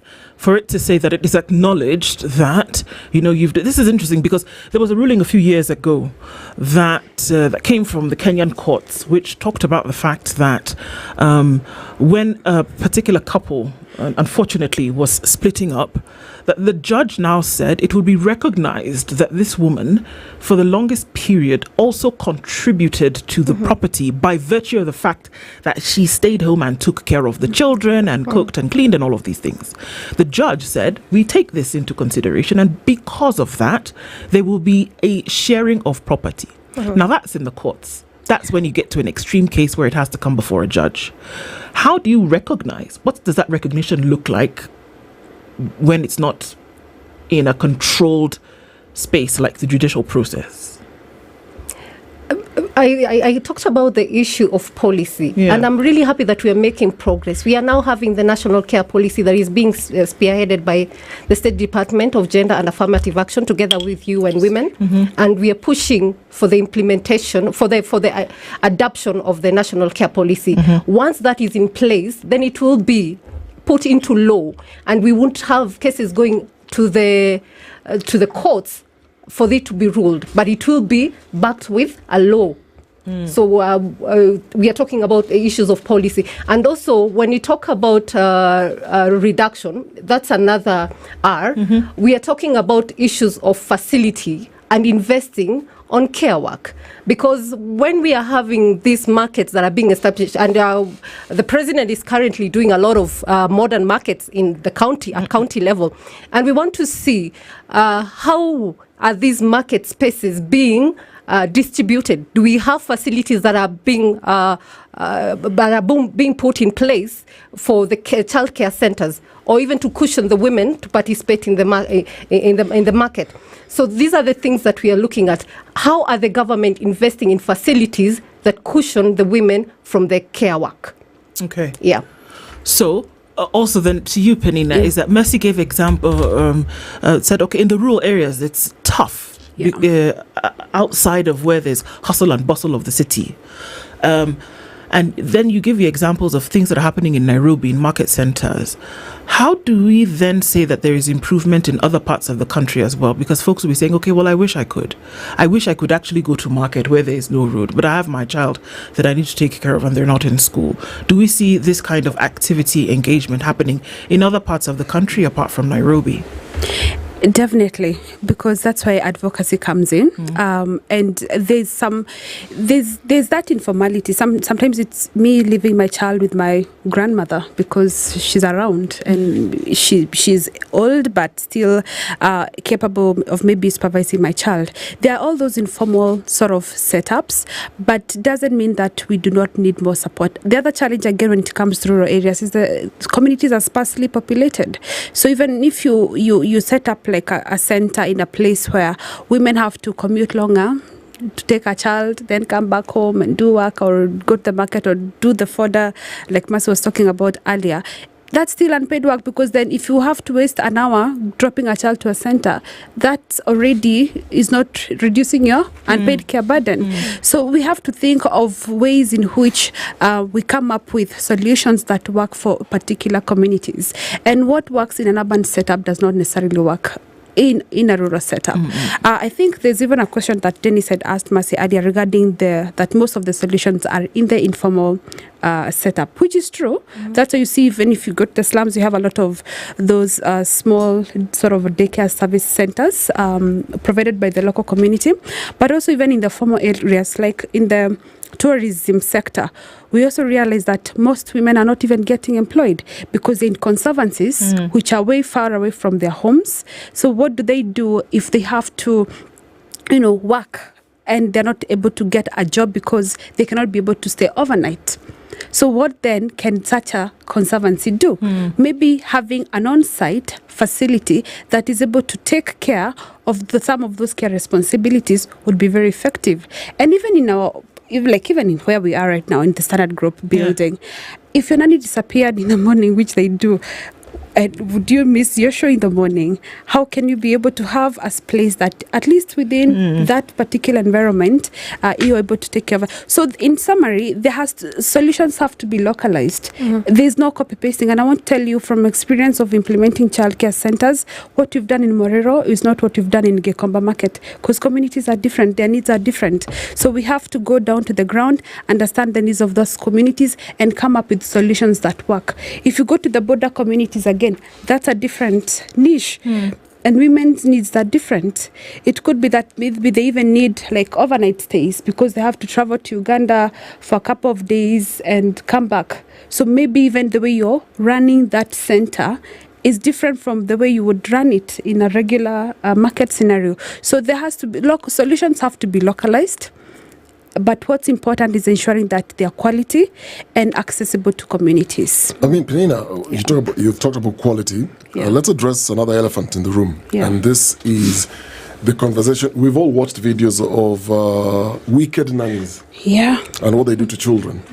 We've also lately been having this conversation around predators and children and child abuse. In the same breath, when you're talking about daycare centers, so these mothers are coming, they have a safe space. So we earlier talked about infrastructure. So you have infrastructure, then a mother can drop their child, go to the market, do the business. How then do you also guarantee safety? Because this has lately become a growing concern that I want to look at my child as I'm doing my business, but I'm not sure whether I can trust a stranger in a market place to handle this child or even children for that matter. There has to be professionalism. Let me speak for Wow Mom, because I know we are very thorough when it comes to onboarding children. We're in Nairobi. Nairobi is not like in a village where that is Dennis Okari's child, that is Duko's child. They come, and we're in CBD, OTC downtown, when people come from all over the city. We even have people who come for conferences and they drop their children in the daycare, they go for conferences and come pick their children in the evening. We have those cases. Others are coming for market days in Gekomba and they want to drop their children, go do their shopping. So we have systems. You have to come up with systems, both for safeguarding the child and also the child and even the parent and even your employees. So when it comes to recruiting caregivers, there has to be a very thorough scrutiny. You have to know whether they have criminal records, mostly work with referrals because they either have worked together, they know each other. I personally I even know where my caregivers come from. I go visit. I know where they come from. I have to make sure that they have experience, they have been trained. And beyond that, we also have to offer them additional training on nurturing care. We train them on child protection policies and all that. Because then you de-risk your organization, yourself, and make sure that the children are safe. When it comes to admission of the children, we just don't admit. In fact, I keep saying, if we were open, we have an open door policy somehow, because anyone can bring in their child. But if we have system that make sure that before you drop in your child, you have to come with your national ID. We have to prove that that's your child. How do we make sure that that child is not abducted, right? So it's a matter of coming up with systems that protect yourself, the child, and the caregiver. So it's a whole system that I may not disclose everything, but those are some of the things that make sure that we are safe, and constantly training your caregivers on child protection policies. So there's a question for Mercy, but it's going to start with you, Maina. Give or take, how many children on a daily basis are being dropped off for this care? Between 20 to 30. In one center or across board? In Morera is the biggest. Ugikomba, because of the space limitation, we only do a maximum of 10. Okay. The space is, for us, it's about quality. For Gikomba, for Morera, because the space is big, we have, again, they vary. Daycare is not like a school where I know everybody will come every day. That's the other challenge. But especially like right now that it's cold, some parents just choose to stay home with their children. Like during school holidays, you get even older kids. So it varies. Also depending on the time of the day. In the afternoon, you'll get even bigger kids with school drop-off. So it really varies. It does? Yeah. Okay. So then, looking at that need obviously exists, right? And looking at it then from a policy level with partnerships with government, would this be something that government would look at more broadly and say, okay, or do we say that the partnerships exist because government is not able to fill that gap, or maybe is not aware the extent to which it is a need? And looking then into the future where something bigger could be done, is it a model then that can be replicated by government with partners on a larger scale? Yeah, absolutely. And that is the conversation we are putting on the table right now with the various partners that we are working with at the county and also at the national level. We are bringing the private sector on board, because in the tourism sector, you see that most of the investments are done by the private entities, and we are bringing them on board to be able to see the need and the importance of integrating the issues of care work within the facilities that they are establishing, and also for them to invest, because when an investor comes in and says, okay, the government has given us a very good modern market, we can come in and support a very nice childcare facility within that center. And it can be very, it can be, in terms of rating, it can be cushioned in terms of the amount of money that a woman can pay for it. So I think, like Penina mentioned, the conversation needs to happen. The solutions need to be localized, where there is engagement of all the relevant entities that are within the locality. So I believe that partnership would really address such challenges, and also change of mindset of the communities, because I realize that some communities feel like, okay, if I am to give the responsibility of my taking care of my child to somebody else, it may not look well with me. So also that mindset needs to be changed. So there's a lot of community engagement that we are doing as Forum Civ to see how we can bring people on board and have these conversations and having investments that are responding to care. Yes. Mercy, on the 5 R's framework that you earlier spoke about, I'm curious to find out, because there's, you said recognition? There's recognition. The second one was which one? Reduction. Reduction, redistribution. Yes. The fourth one was reward and representation. You look at our current, the way we are cultured in Kenya with these 5 R's, where would you say Kenya is struggling the most, and why? I would say reduction, because of the kind of investments that are being put in place. Okay. For example, at county level, you see we are still struggling with an infrastructure, which is very critical for us to help women to participate more in the economic activities. So infrastructure is still a very big issue. Access to water, poor roads, our facilities are not responsive to the gender needs. So there's quite a lot of work that needs to be done. And we need to bring on board the PPPs to see how we can be able to have the private sectors and investors contributing towards this. Okay, so where do you see this going? I mean, there's work that's being done currently. There is the hope. There is an ambition. There's also, and you talk about recognition, and that's interesting that we talk about recognition by someone else on the plight of the individuals, but it takes me back to our proverb that even the person who is in that situation, do they recognize that there is a need for them to then be able to do something else? So how far are we working with individuals, or even making them aware that you could be in a different space, economically, socially, with the recognition for yourself that I could be doing something different? Yeah, I would say it's a lot of advocacy. It's a lot of advocacy.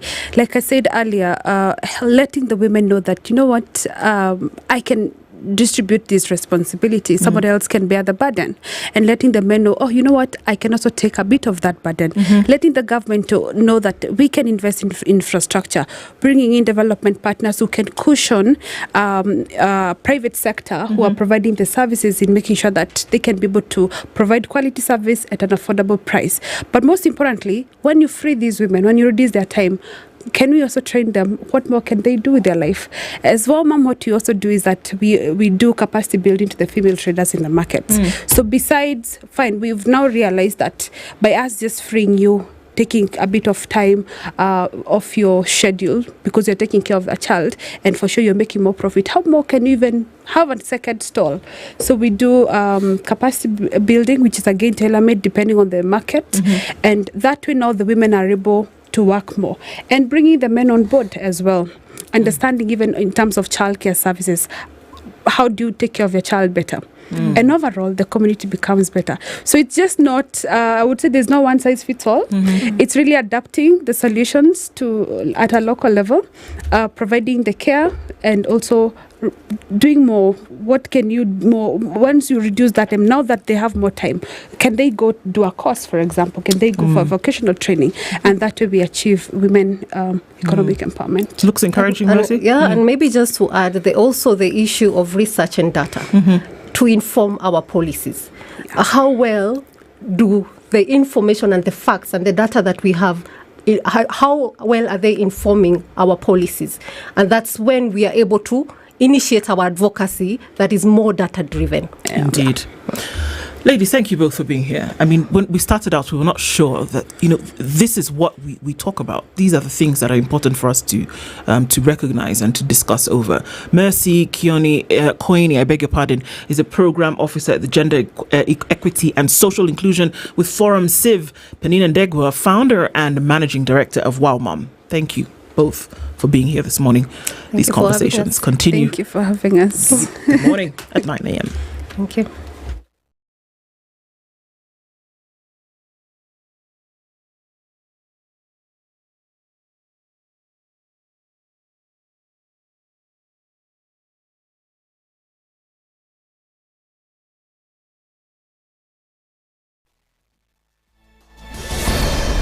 Good morning, this is the Newswire. I'm Edwin Lisamira.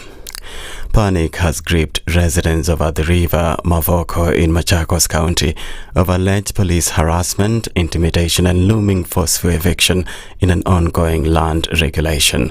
Devastated locals say the ongoing regularization process of legally settling them in a 1,200-acre piece of land has been hijacked by rogue brokers who are now using uniformed, masked and armed police officers to terrorize them.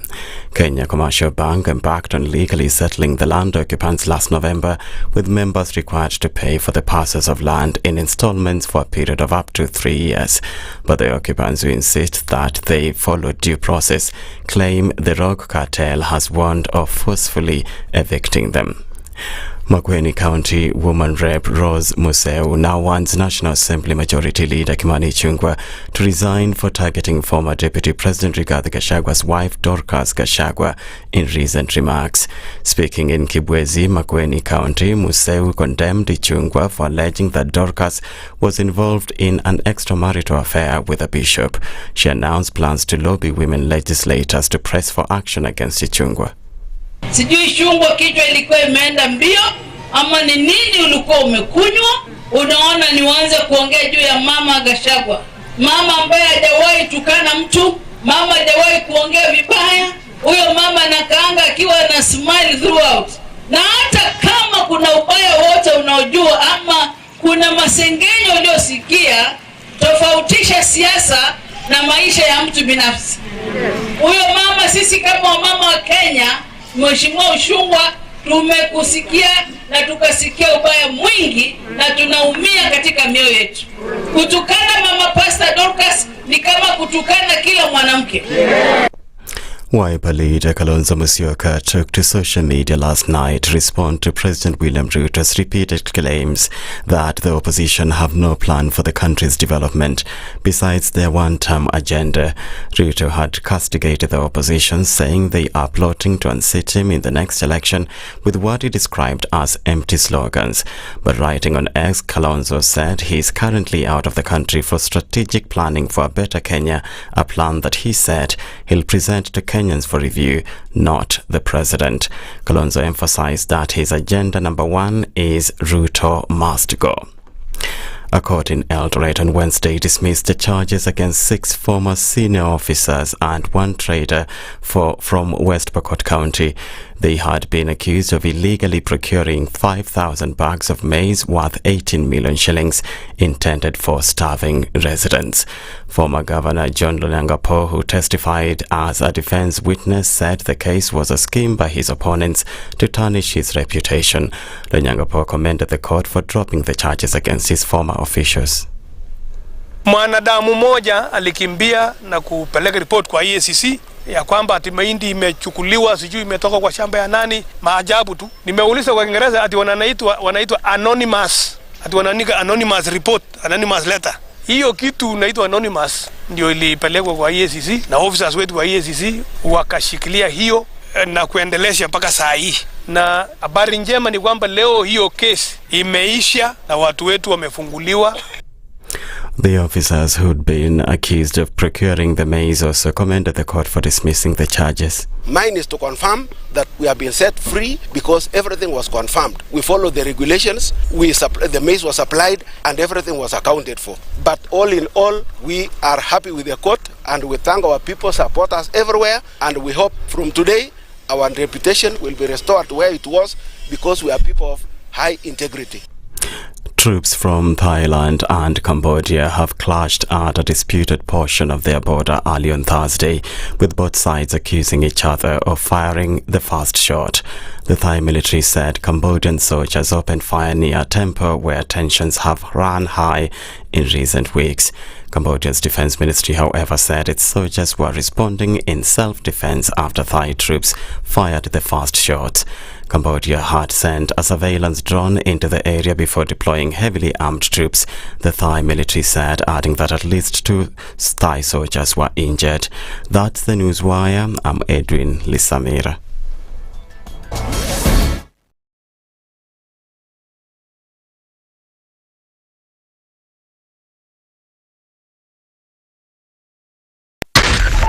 .4 Spice FM, Nairobi. If we just gloss over issues and hope that time heals, then we might find that in generations to come, we might be back at the same situation. And the whole thing is born of stolen elections. Spice. When it comes to the decisions you make, you must be independent. There's no way you can allow one institution to dictate to you how you're going to conduct your operations, how you're going to decide cases. It's a no. When you weaken the institution to the point where they cannot take action, then you realize that politicians have to come up and now start dealing with the issues. That conversation has to die. Our politicians do not like the hard stuff. We must insist on the path of doing things right, whether popular or unpopular. Money changes hands. That is a fact. If you have political goodwill at the highest top, like in Rwanda, then corruption will be an issue of the past. If you don't have political goodwill at the top, we will pass laws, we will amend laws, we will continue passing laws and re-amending laws, and nothing will happen. This is the Situation Room, the only way to start your day. One of the things that are ailing our country is negative ethnicity. You find you as a state officer, instead of thinking as a Kenyan, you think like a tribal person. Let me tell you something. The biggest problem we have had in this country is a leadership deficit. There is nothing that you are going to do in the process of change if you are not a risk taker. So you really have to pursue your vision to a logical conclusion and even be ready to step on people's toes. When it comes to the economy, you can run away with it. They say statistics are like bikinis. They reveal a lot, but they conceal the vitals. And so government people would throw statistics at you and tell you they're revealing a lot of information to you, but it's really concealing the real vitals. We need to get out of that, because when we want to grow our democracy, one basic thing that really requires to be understood by the political class, by all of us, is institutions are critical. This is the Situation Room, the only way to start your day. Mature, intelligent talk every morning. Spice up yourself.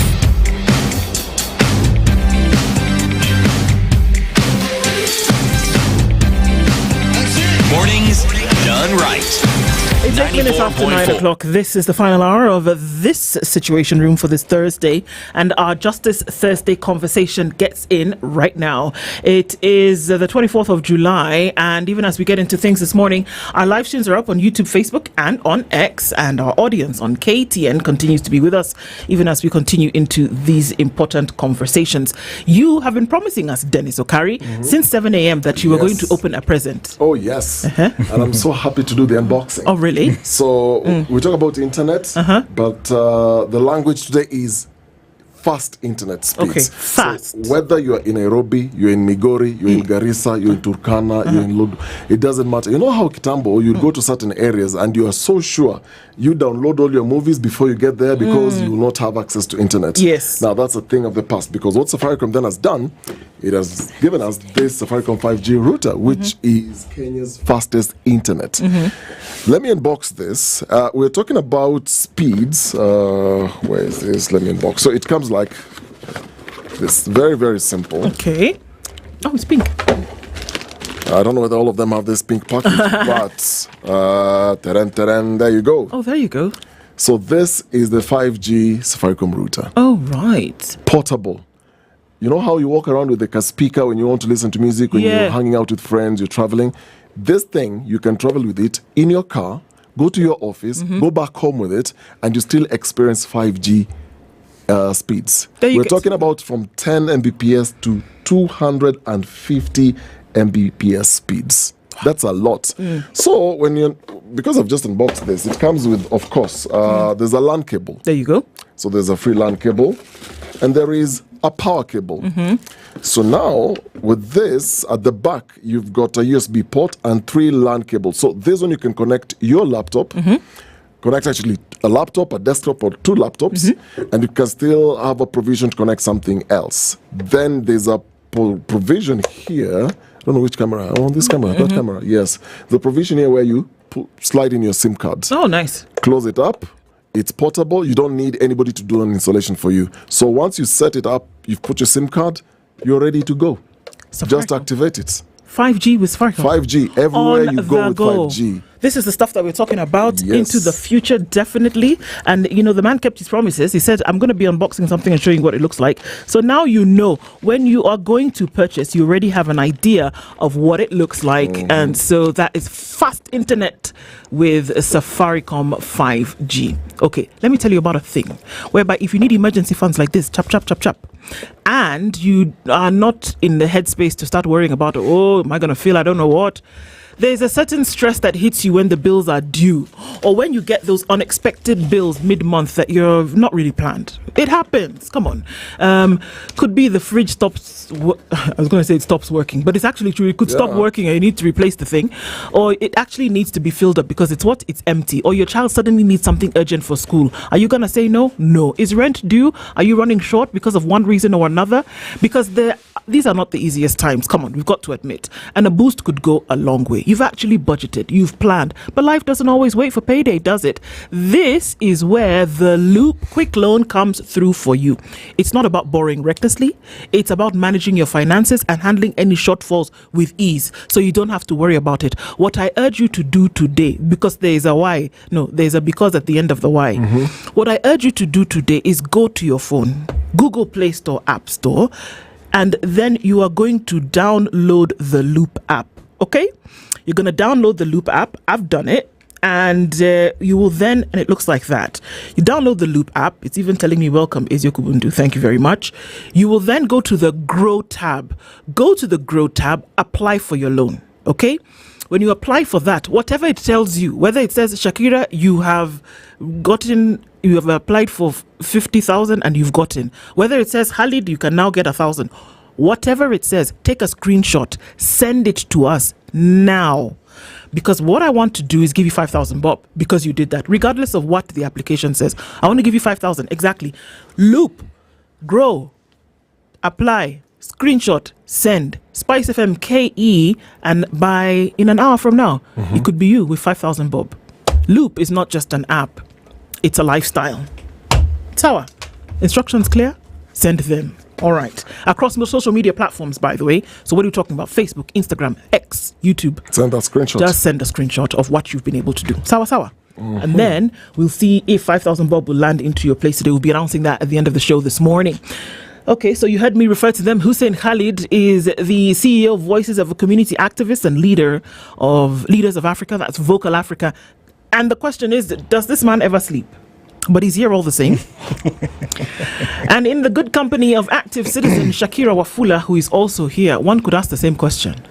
Good morning, both. Good morning. Karibuni sana. Asante. The struggle continues, doesn't it? Kabisa. So as we get into conversation for our Justice Thursday conversation today around accountability in Kenya, we're going to welcome you to the show with today's proverb. Dennis will tell you where we are. We'd love to hear from you about that. So I've just come back from Dakar, Senegal. Oh, nice. And our proverb is a very simple one. You can interpret it in very many ways. And because you're not new to this, I'll go ladies first. Okay, so Shakira, he who stays long in the river does not notice its coldness. He who stays long in the river does not notice its coldness. How cold is that river? Oh my goodness. I mean, literally, the body adapts when you're in such certain situations, physiologically, that is, and you stop feeling that pressure to escape a situation. When we apply it to life, I can think of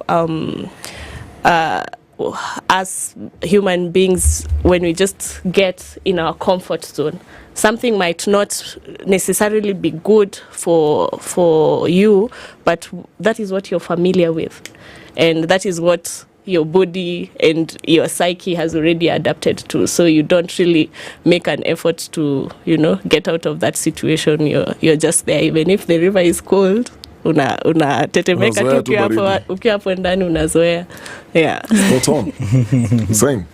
Yeah, Shakira is somewhat of a medic by profession, so she would very much understand the body adapting to such stuff. The last thing I remember about body adaptation and what its biology, I think it's called homeostasis or something. That's like 20 or so years back. But I mean, for me in life, this speaks to the different generations that we have. I think millennials, and I don't know what came before millennials. They're called baby boomers. Those ones, yeah. I think Gen X. Gen X, and then Gen X, then boomers. Yeah, I think they were so used to life just as is, and the Gen Zs now have come up and they're not adapting. They're saying this is not right. So for me, I think we from the other generations who are so used to things being the way they are, and you're like, okay, now what else can we do about it?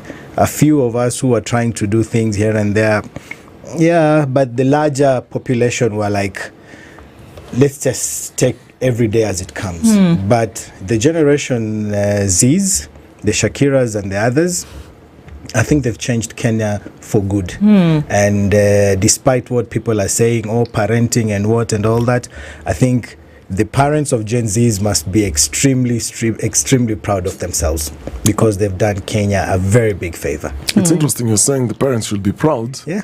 And the head of state was speaking to the same parents. Yes. And telling them, you need to talk to your children. There's a problem here. So you're responsible. If you let your children go to the streets, police are not on the streets to parent, Shakira. That's what the president said. And what do you expect? He asked. I totally disagree with him. I think the parents have done a splendid job. Gen Zs are the best thing that has happened to Kenya since Mau Mau. You know, this country, we are where we are today. Accountability, which we are discussing here today, democracy, good governance, and all this is now at the fore because of Gen Zs. Everyone now is interested in governance, is interested in politics, is interested in knowing what the president is doing because the Gen Zs have woken up and they're saying we need to know what is happening with our money, you know? And this is a very, very good thing. So if the parents are responsible for the Gen Zs, then the parents have done a splendid job and they need to be proud of themselves. We must be proud of the Gen Zs and we must tell them that that they are, you know, they say a breath of fresh air for Kenya. And this must be communicated very, very clearly to everyone. And and as we have that, and then going to see this accountability word, sprung up. It has every now and then it pops up, but accountability is what was being demanded of government, was being demanded of Kenya's leadership at whatever level, whether it's accountability for those who may or may not have been disappeared, killed, or whatever, abducted, whether it is accountability for public resources, whether it is accountability for the lives of Kenyans that have been put in your hands because you bear the brunt of responsibility when it comes to leadership. And that accountability in more and more cases is okay for people who died, for people who have been disappeared, for people who have been arrested, or whatever the case may be because they joined a protest. Accountability then needs to be sought for those lives that have been lost. Let's take the lives that have been lost, for example. Definitely. This is a Justice Thursday conversation. And one of the things that was top front and center, June 25th, was be accountable for those lives that were lost, that mothers are coming to cry for their children, for babies who had no choice. And then we saw the same thing again. Are we a step further than we were June 25th? We'll start with you, Shakira.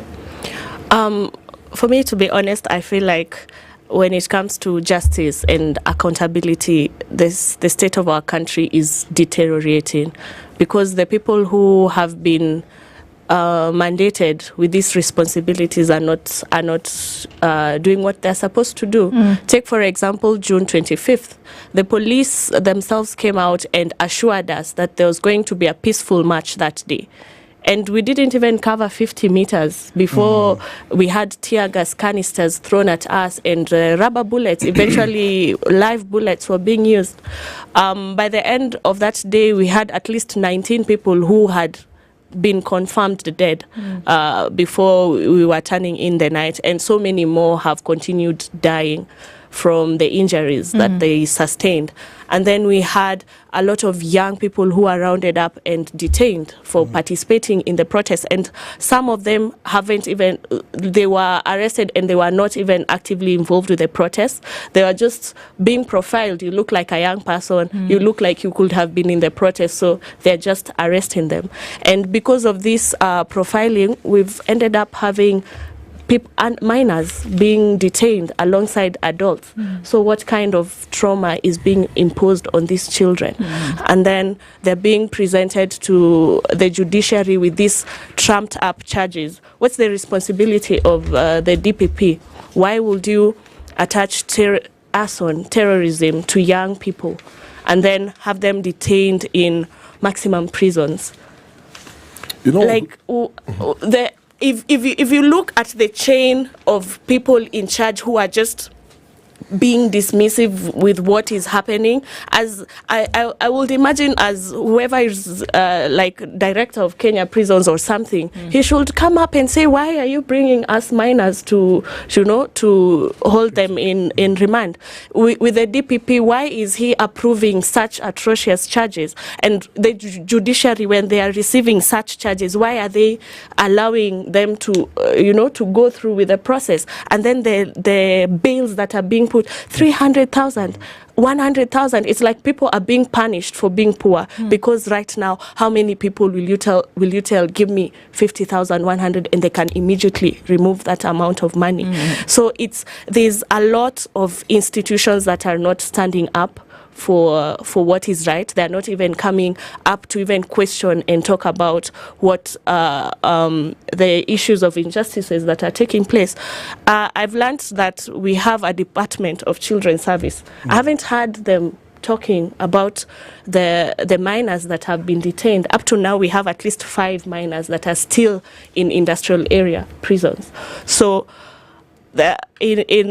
in my view, the accountability, and my voice is shaking because it's painful. It's painful to imagine the kind of things people are experiencing out there. And these are people you interact directly with.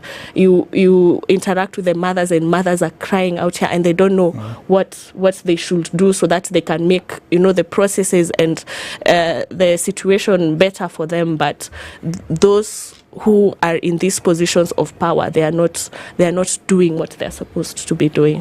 Hussein, let's put a human face to this conversation. I've seen you day and night. I asked you how you sleep at night, or even if you sleep at all. You're interacting with these families. When the mothers were crying outside the courtroom, when the young, Shakira is saying, when these young people were slapped with the bond terms, hefty terrorism charges, and you can clearly tell they can't afford. When you're speaking to these families, you've attended these funerals, because we've even forgotten that there are people, so many people have been killed. There are people still waiting for postmortem results that are not yet out, because again, that accountability comes in.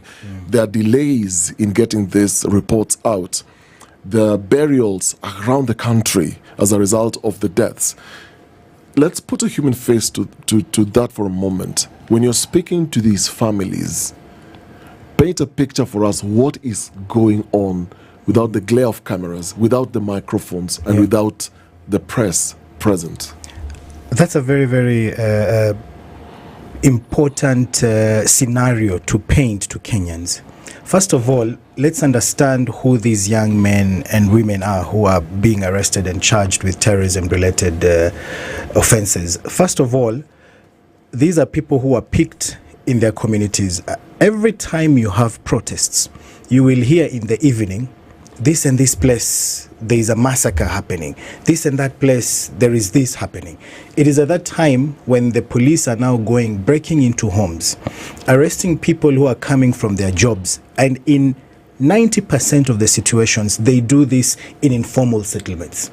It will either be Githurai, Kibera, Mathare, and such kind of places. That is where they go to pick these individuals. So then the next day they can say, we have arrested this number of people. We saw everyone at Kenya Human Rights Commission, there were CCTV cameras when mothers were holding their press conference. And we have faces of those goons who attacked. Have you seen any of them being arrested? Nope. Absolutely not. No. We have seen a number of videos of goons mugging people during protests. There was this lawyer, I think, who was attacked. We have very clear pictures and images of those individuals. Have they been arrested? None of them. We've seen these goons walking step by step with police officers. We have pictures, we have images. None of those have been arrested. So first of all, we have to understand when the mothers are crying, when the mothers in court are saying this is unfair, it's first of all, they know that their children are not what they have been presented by the government to be. These are children who are arrested in their, evening. Maybe they are walking from work, going back home. Some of them were even ejected from their homes because the police needed numbers to show that they have arrested. When people resist, like, why are you arresting me? What have I done? Then you start hearing, gunshots and what and what. That, exactly. That is the scenario, first of all, we have to understand. So the state knows who the goons are. Whoever they want to call terrorists, they have, undisputed evidence of who they are. But they choose to deliberately ignore those. So let me ask you, Hussein, what we're saying here is, if the same vim and vigor that was applied to these hundreds of young people who were arrested and these charges trumped up, as you've referred to them, if the same vigor was used to find the goons, for example, those who seemed as though they walked accompanied by police on the 25th and on the 7th, as well as those who showed up at the Kenya National Human Rights Commission compound that Sunday, if the same effort was then used to find them as it was to arrest on this other side, would we then say that a certain level of accountability then was being pursued and or justice? You see, first of all, there would be no need to apply that same vigor, because these are people who are already known. You don't need to go out and break into homes and force people out. No need, because this is, it's already there. KHRC have presented picture by picture, from their CCTV camera. This is the first one who came in, the one who was struggling with the security officer. This is the second one, the third one. They have like 20 pictures already displayed and asking people, if you know who they are, let us know. So first of all, you wouldn't even need that. It's even easier for them to get the right people.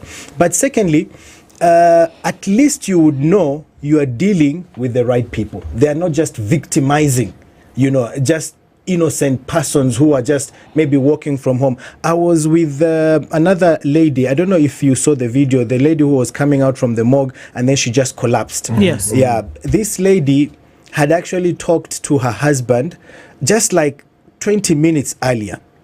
And the husband was working, he was doing the road construction work. And you could tell, because when we saw the body, he had black ink on his fingers, and he had just spoken to him.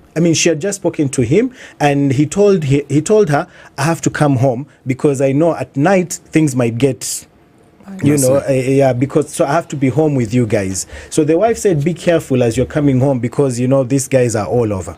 And then that's the last time they spoke. And then the next thing you hear, he was shot in the head, from the back. Most of these gunshots are from the back. So I don't know what harm this individual was posing to the person who shot them. If you're shooting from the back, the exit wound is from at the front. It really, it communicates that that's just clear malice and intent to kill. So Bridget, I was with the mother, and she was saying, Bridget, the 12-year-old girl, the school had told them on Sabasaba, if it's safe, if you feel secure, then you can come. But if you're not, you don't feel like it's going to be safe, you can stay at home.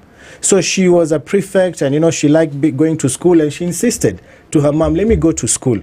And the mom was like, no, this is Sabasaba, I'm not letting you go to school. You're way much safer at home. Kaa hapo angalia TV leo. Hakuna kwenda shule. And the bullet found her right where she was seated. Oh, no. How do you explain to that mother, honestly, what has happened? So you find that the government is trying to display innocent Kenyans as the guilty persons.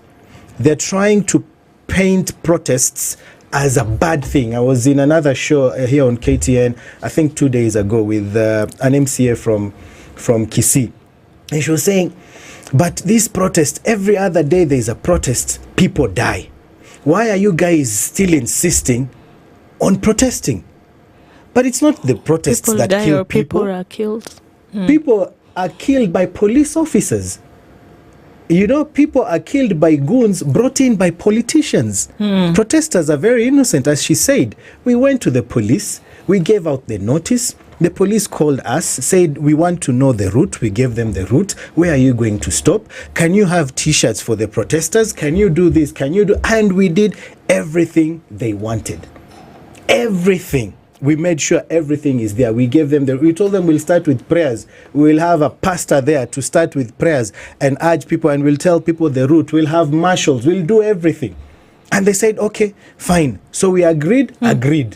As she said, we didn't even it wasn't even 50 meters. And they started firing tear gas canisters. We were with Maraga, we were with Mama Rex and all the other mothers and everyone there. And they completely, decided to go against what was agreed. So what they're trying to do is to say protests are bad, protesters are bad. And they're doing this deliberately because it is in the government's interest not to have peaceful protests. Because imagine how many people stay at home when they hear their protests. How many mothers tell their children, musiende kwa maandamano? So you can imagine if people were assured that protests will be safe, that there will be no chaos, there would be millions. We already have hundreds of thousands with all the fear and all that. So it's in the government's interest. They want people to be afraid because they know if it is safe and everything is fine, we will have millions out here and our legitimacy will be questioned. So when they send out the police, even when you've sat with the police and everything, that's why they can't allow you to protest peacefully. Because they know once it is peaceful, the numbers will swell. It will be like millions in the streets. And Shakira, just picking from his last point, with all this that's going on, are you then afraid? Yes, but we do everything afraid because sema uogopi sasa, that's leaning towards being a bit inhuman. I mean, this is a threat to my personal life, a threat to the people around me that I love, and a threat to the common mwananchi, even those that I don't know. Nobody deserves to die just because somebody somewhere decided you're not supposed to make noise, you're not supposed to.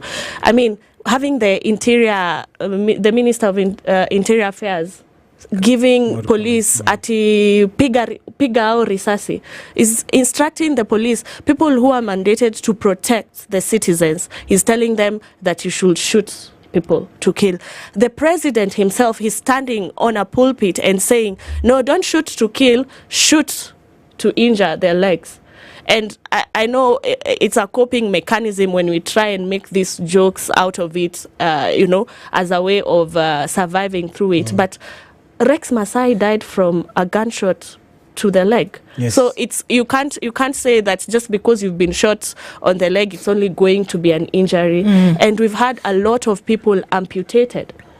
And these are life-altering injuries. If you've grown up, you're 20 years, you've lived your entire life with 2 legs, and now you have to start learning to adjust to having a single leg, and some even both legs amputated. And even when it comes to accountability, these are injuries caused by the state. What is the state's response when it comes to healthcare?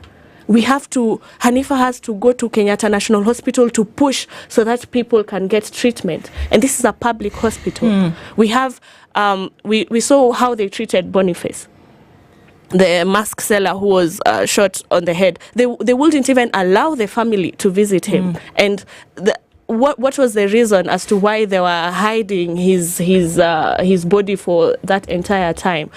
People being presented for postmortems, the medical records are questionable. So before even a mortician agrees to perform the postmortem, they're saying there is something faulty from the hospital. Why is the hospital not taking responsibility? Like there's I feel like the dignity of the common mwananchi has been stripped off completely. We are lying bare. There's at every single level within our institutions, there is barely anybody like there to call out for justice, calling out to make sure that human rights are actually observed. And then the question then, if that's the case that folks are asking, then why not just stop? Don't answer. We'll take a break and we'll come back, because that is what is hovering in the minds of many. Well, then just stop and let things go back to peace. And does it make sense to then be able to do that? Hussein, Khalid and Shakira Wafula are our guests this hour. And even as we go to this break, the Aga Khan University Hospital says if you're feeling unwell, don't search the internet for your symptoms. What we need you to do is find your way to an Aga Khan University Hospital Medical Center. People, Wathika Road, we've got you covered. There are clinics around your area, specialist clinic, diagnostics and pharmacy services, ensuring you and your family receive the best. See your cardiologist, pediatrician, gynecologist, family physician and or surgeon. There's somebody called a diabetologist, as well as a gastroenterologist, a neurologist and a pulmonologist. Shakira can tell us what those people do. Among other consultants near your home for families, Long Thika Road, we've got you covered from the Akai Medical Center to Roy Sambu Medical at the Jewel Complex Building, the Royro Medical Center to the Juja Medical Center, and the Thika Medical Center at T Plaza Building, as well as Kenol Medical Center at Kilele Mall. The Aga Khan University Hospital is delivering world-class care to your doorstep. All you need to do is call 0730 011 888. That's 0730 011 888. Back after this.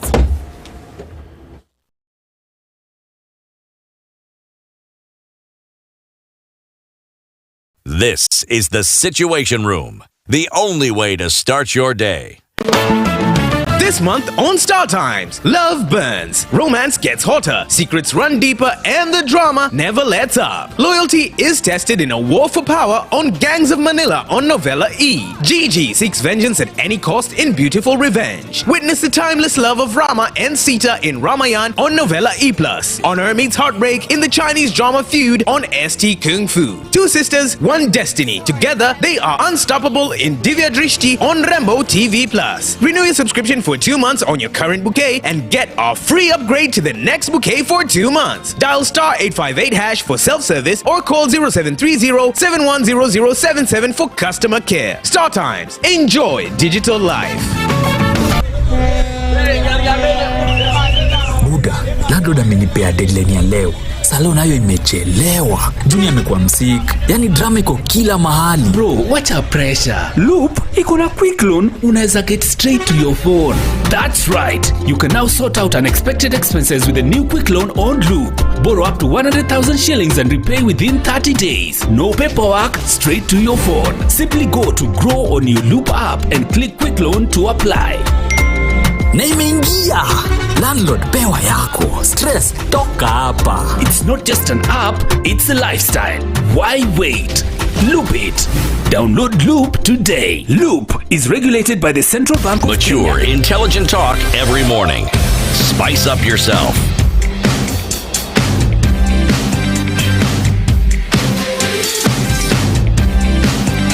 Mornings done right. 94.4 Spice FM, 21 minutes Nairobi. to 10 o'clock. So we know that emergencies happen, guys. And when that happens, you're going to need some quick cash. Have you downloaded the Loop app? I need you to go download the Loop app. If you have the Loop app, I need you to go to Quick Loan. When you go to Quick Loan, you will go to the Grow. When you go to the Loop app, you will tap on the Grow tab. Grow as in GROW. You click on Quick Loan. You apply in minutes. You can borrow up to 100,000 bob. The best part? No paperwork, no queues, no getting trapped with fine blueprint or hidden fees. 7% interest is what we're looking at. It's flexible. It's right now when you need it the most. More importantly, guys, today, I want you to go do that. Take a screenshot of your application. Send it to us. By the end of this hour, somebody will get 5,000 bob. It could be you. Do it today. Send us a DM, Instagram, Facebook, YouTube. Can you send a DM on YouTube? Anyway, as well as X, send us and tell us, and then we will let you know if it's you who is walking away with that 5,000 bob. Loop is not just an app, boss. It's a lifestyle. Okay, so let's do it and let's see what happens by 10 o'clock for who then could win that 5,000 shillings. We're talking this morning with Shakira Wafula and Hussein Khalid. And before we went to the break, the question was, we're talking about all this pain, yeah? You were cracking up at some point, Shakira, and I can't imagine what kind of therapy you have to go through all the time, Hussein, day after day after day. So the question from it could be which side that says, okay, if there's so much pain, if this is the result of these protests, if these things are happening day after day, month after month, year after year, and you've even been told, well, if you take yourself to the police, what do you expect is going to happen? So why continue? I think that's exactly why we need to continue, so that we can change that situation. That status quo has to go. The more we give up, the more we say there's nothing we can do, the more things stay the same. And I think right now we have the momentum. The Gen Zs have showed us that, things can change. Yeah, the president conceded and said, we will not, I will not sign this finance bill. And, he said we'll take it back. So it is possible. People power is possible. They say people are stronger than those in power, something like that. And we have to continue putting the pressure on. They say protest, when you hold protests, people die. But why are you allowing people to shoot and kill your children? Why are you bringing in goons? Because those who are responsible for the violence during protests are police and politicians. And let me say politicians from either side, because they are the ones who try to infiltrate. They are the ones who try to send goons so that the protests can look violent, so that there can be looters, there can be, vandalism and such kind of stuff. So we can't give up on our constitutional guarantees. There is a reason why you give the police a notice. And the law is very clear that at least 3 days or 14 days before. 3 days is so that they can actually organize and make sure you are safe. You can't come as police officers and tell me we have intelligence that looters have been organized to infiltrate your protest, so we are calling off your protest. What the hell? I mean, this is a constitutional guarantee. I'm giving you notice for 3 days so that if you have that intelligence, you are able to act on it and stop the looters so that I can exercise my right. You can't suspend my constitutional right on pretext or on the justification that there are looters that are coming my way. So for me, I believe that we are standing on the right side of history. We're standing on the right side of justice. We need to continue injecting, as was said. We need to continue pushing, because this is the perfect opportunity we have to finally bring change. The opposite of accountability is impunity. And we must fight impunity, and we must fight it right now. All those officers, all those politicians, all those individuals who are responsible for the deaths of hundreds of protesters must be brought to book. And if we say now we're giving up, we are almost there. And we need to continue pushing until we are able to hold these leaders accountable. It's interesting. I was speaking to somebody yesterday who's not a Kenyan around this protest. And we were just having a conversation around protests. And it occurred as we were talking, an example, in India, the farmers had a protest for 8 months. And for 3 weeks, they actually, if I may recall, were outside the parliament in India for 3 weeks. Not a single bullet was fired. And the farmers actually ended up camping out on major roads. Imagine people on Mombasa roads you can't access, such that now the police had to find alternative routes for vehicles to move and for people to move, because they had a right to protest. Exactly. And eventually, the Prime Minister had to listen to the to what the farmers wanted. No single bullet was fired that entire time for 8 months of protest. Shakira, when you're looking at all this, 7 people were charged yesterday. At first, the charges were arson. They were released. Then they were rearrested. They were slapped with new terrorism charges.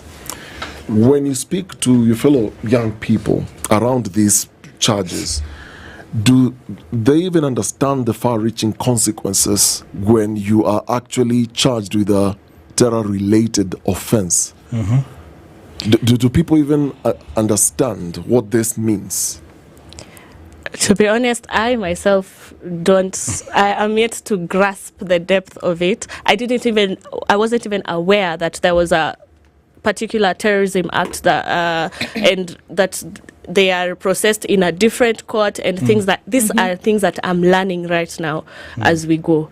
And I'm being told this is something that is going to be in your records indefinitely. There's far-reaching consequences. Indefinitely. And this is a 20-year-old, a 19-year-old, a 25-year-old, and they are yet to even start life, basically, given the circumstances that we are in this country. So now, even going to school, applying for tertiary university level education is going to be a problem because they'll have this question hanging at them. If they succeed and they get their diploma, their degree, getting a job, being employed is going to be difficult. People with a terrorism charge, I don't think they can be allowed to even exit the country. They are not accepted in other countries. So if you have relatives in other countries, if you want to tour, if you want to go for holiday, to work, is that possible? Now that we're even exporting young people to go and work in other countries, they do not qualify for such. And it is we are not terrorists. I think it is even the hashtag that we are using. We are not terrorists. We are not criminals. We are just young people who believe our country can be better. Where do you think that narrative came from? Because we see a lot of it threading through, isn't it? That, first of all, how do you subject people to go out into the street to protest? Because there is a rallying call for people to come out and protest, that Khalid stands somewhere with a megaphone and says, you guys come out into the streets. Or Shakira in her neighborhood says, you guys need to come out. But that what we are doing is subjecting people to criminal behavior, to criminality of goons and rapists and all these other things. That, number one, how do you live with that conscience? And then number two, there's this narrative that that's what you're doing, that if you're calling for that, then you're actually getting people to surrender their lives to loss. And that's the message we need to send out to the people, that this narrative is constitutional. Article 37 is very clear that you have a right to protest, to demonstrate, to picket, and to present petitions to public offices. They are trying to give protests and to suspend the constitutional guarantees by using propaganda, by using violence, by using vandalism. I mean, look at protests and how they roll out. It's never those young men and women who come out. It's always announced, come with your flag, come with your phone, and come with a bottle of water. It's very, very clear. But because they fear the protest, because they don't want those rights to be guaranteed, they then send out the police. And then they come out and they say, why are you protesting? People will be killed. But we're not the ones killing the people. I didn't shoot Bridget, the 12-year-old girl. It's your police officers. And if anything, you are the one telling police officers that if you are required to account, if they investigate, we will not cooperate. And then you come back and you blame the protesters when you politicians are sending the goons out there. So what they want is actually to do exactly that, to make us give up our constitutional rights to protest. And if we are angry, then what do? They want to turn Gen Zs into the other generations where things go wrong and you just say, well, protest, people will die, so let's keep quiet. But I'm really, and this is why I keep insisting, so proud of the Gen Zs, because one, I think the free primary education by Mwai Kibaki, the new constitution, and I keep saying this, we shall never go back. People say we don't want to go back to the dark days. With the Gen Zs, we will not go back to that. And we will continue to push on. Protests, demonstrations are a constitutional guarantee.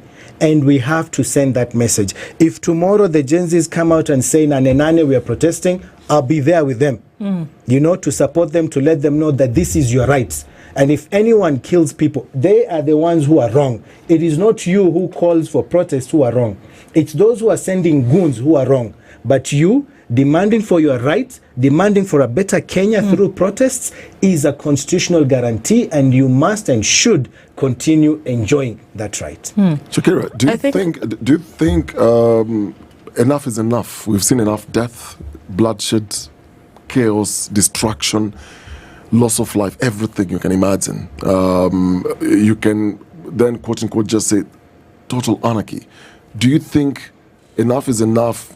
There's no need to have any more protests. You need then to rethink how else to to get these people out? Maybe wait for 2027. I'd like to correct that to the previous question. Let us recall why we came out to the streets the first time. It was about the finance bill. And yes, there's one, two, maybe a group of people who suggest that it is a constitutional right of us to come out and demonstrate and say that we do not like what is happening, right? And then we came out to the streets because we believe that Kenya can be better. These taxes, we are being imposed on taxes and we don't see where the money is going. These leaders are living extravagant lifestyles on taxpayers' money. Hospitals are not well equipped. The syllabus, we don't have sufficient books, we don't have enough teachers, yet there is enough money to renovate State House and to come up with the office of I don't know whose wives. Right? And we came out to the streets, and instead of listening and taking a step back and accepting that the Kenyans, the young people have had enough, let us make some effort towards, lightening, making the burden lighter on them. They decided to kill us. They decided to become brutal. And every time people come out on the streets, personally, I don't think I've ever told anyone to come out on the streets. Like, you guys, let us come out, we should protest. No. But conversation, the way conversation is driven, you look at your options and what is left for us. The only thing that we are left to do is to protest, because all other avenues, we have exhausted them, and they are not, there's no results from this, right? And in as much as people lose their lives, people are injured, and it is painful. It is painful for all these individuals. It is painful for all these families. We cannot keep quiet. Silence is complicity, because the only thing that we have left is our voice. And change cannot happen, clearly cannot happen when we sit back and say, let us watch and wait what they are going to do, or we sit back and complain. So it is the situation is dire, but people look at what they have to live for, and they say, afadhali nitoke niende nikakufie kwa streets, and I'll know I will have died a dignified life. I won't have died on my knees. I will have died standing, my chest up, and having this belief in a better country, this belief that everyone should excel in our community, not just a select few. And yes, right now there's conversations on how can we organize better, how can we ensure that the damage to people's lives, the damage to property is minimal. But this is responsibility that should not be burdened on us as citizens of this country. The people responsible are the ones who are letting us down. And we go around civic education and political engagement, and we have young people especially understand, because we are the majority of the population right now, what it means to be an active citizen in this country. And right now, the thing we are looking towards is 2027. But at the same time, we are exploring how can we make this change happen sooner. Because if we just sit back and wait till 2027, our country is going down the drain. We won't have a country left. And if we are to sit back waiting for 2027, the political class, Ruto, is already planning how they will ensure that they extend to 2032. You remember they even tried to introduce the term of extending the term limits to 7 years. So if we sit back and watch, like, how bad does it have to get so that we can say, now it doesn't matter whether I come out on the streets and lose my life? Because are we saying that the option of sitting back and waiting and hearing the words that we hear from the president, who again reiterated those same words yesterday when he said, you know what, let me work. Let me just do what it is that I'm supposed to do. But that's he isn't the option. working. That's the option. That he's doing a lot of PR and talking. I mean, that the energy and the amount of money that is spent on him going out for these rallies and camping on top of vehicles and talking, why doesn't he just work? If somebody is working, the results can be seen and people can actually see. And I feel like for somebody like Ruto, his biggest issue is also how he communicates to us as citizens. Just the words that they use is angering. So if even from the perspective of how they talk down at us, is like, I mean, we are not fools. We can see if you are actually working, where are the results? You promised and nobody forced you to come out and campaign for this seat. You gave us a manifesto and people chose, because a lot of people actually voted for Ruto. People chose to give you the benefit of doubt despite your history and said, you know, hustler, this is a person we can rely on. But none of the things that he promised have actually come to be fulfilled. So if he's saying, let me work, nobody is stopping him from working. Let him do the work, and if he's actually working, we will see the results. True. Well, the president's argument, Khalid, is I can't work because they attempted coups all the time. You're not creating an enabling environment for me to work. And given that it's very clear there's infiltration of goons in these protests, can we then say we look at now the other options? Well, Shakira is not agreeing with that. We don't necessarily need to wait for 2027, but a coup really may not necessarily be the solution. If then there's another protest, like you said, Nane, we are almost sure and guaranteed there will be loss of life. So how many lives do we need to lose before 2027, before we can then rethink what are the other strategies? So let it be clear, none of us is thinking of anything even close to a coup. You know, we respect the constitution, we respect the laws of the land, so no one is interested in any way in engaging in any illegal or extra legal activities to get the president out of office or any kind of that. No one is interested in that. What we are saying is we want our demands met. Over 100 now, since the Gen Z protest began, over 100 Kenyans have lost their lives. 200. Well, 200 from last year. Yes. Well, I don't know if I mean, if last year we have 70 and we already have 48 from Sabasaba. From Sabasaba, that's over 100. Okay, it could get to 200.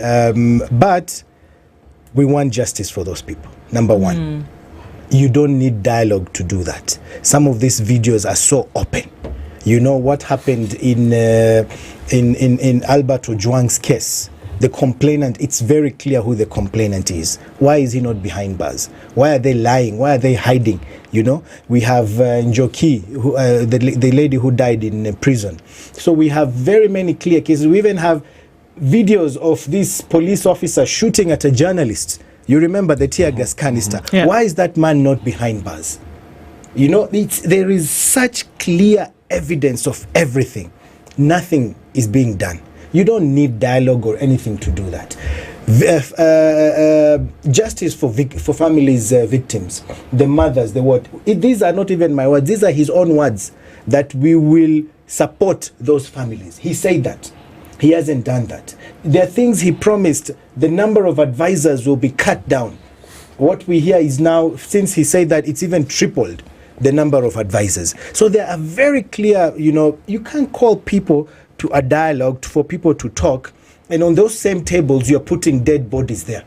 You're charging 16, 17-year-olds with terrorism, and then you're telling them, come with dialogue. I mean, where is the honesty there? You can't have that. So you really want people to talk. You want to bring everyone together. Be sincere. Please be sincere and say, everyone is innocent until proven guilty by a court of law, not by a police officer. You can't see someone at a shop, could be the owner, trying to open that. He's lost his keys. People are coming to steal his items. So he wants to take those equipment to safety. Maybe keep them somewhere safe. And here you're telling the police, if you see someone doing something, shoot them. What if I'm the person, it's my shop, and I'm trying to get my goods out and take them somewhere safe? You're not a court of law as a police officer. That is why the law says, until proven guilty by a court of law. Because then you will bring your evidence, you'll say, I'm doing this, that one is doing that, and you'll be able to make a decision on that. Indeed. So I think we have to be very clear. Right now, the only language the government listens, it's protests. That is why Raila has done this. I think he knew this many years ago, that this is the only way people will listen when I do this. Indeed. And that's why he has ever been in government. It's protests and protests and protests, and there is evidence to show that. So we need this government to listen, both Raila, and we don't want dialogue. We want justice before dialogue. Once we get justice, we can then sit down and look at how to move forward. But please don't tell us come to the table and then you're putting bodies on the table and saying, now let's talk. That can't happen. Hussein Khalid and Shakira Wafula, thank you for being here this morning. The conversation is far from over. It still continues, and obviously the discourse goes on, because at the end of the day, something has got to give. I'd like to just bring up something. Right now, in an effort to look at other ways at how we can keep pushing for change, we are making efforts towards recalling MPs. And personally, I have an agenda with our current women rep. I'm taking that personally, seriously. Esther Passaris. And we already have a petition in place. We are making efforts to collect the signatures, because the parliament in itself, the house, it is supposed to oversight. Very few times have we seen these people from these institutions being called and being asked questions, and them talking for the people. Instead of talking for the people, they are talking for their side. So I would also encourage any young person who feels like their member of parliament, their women rep has not served them properly, to start the recalling process. It's not so difficult. You just need to have the petition in place with the evidence, and then you collect signatures of at least a third of the registered voters in that level. And let us see. There's also upcoming by-elections. Let us have young people vying for these positions, including yourself, exposing that service to the people can actually be done in a better manner. Yeah. Shakira and Hussein, thank you so much for being here. We continue talking at 3 minutes past 10. Thank you for being here. The Situation Room this Thursday. We'll talk again tomorrow, God willing. Have a wonderful day. Good morning. Thank you.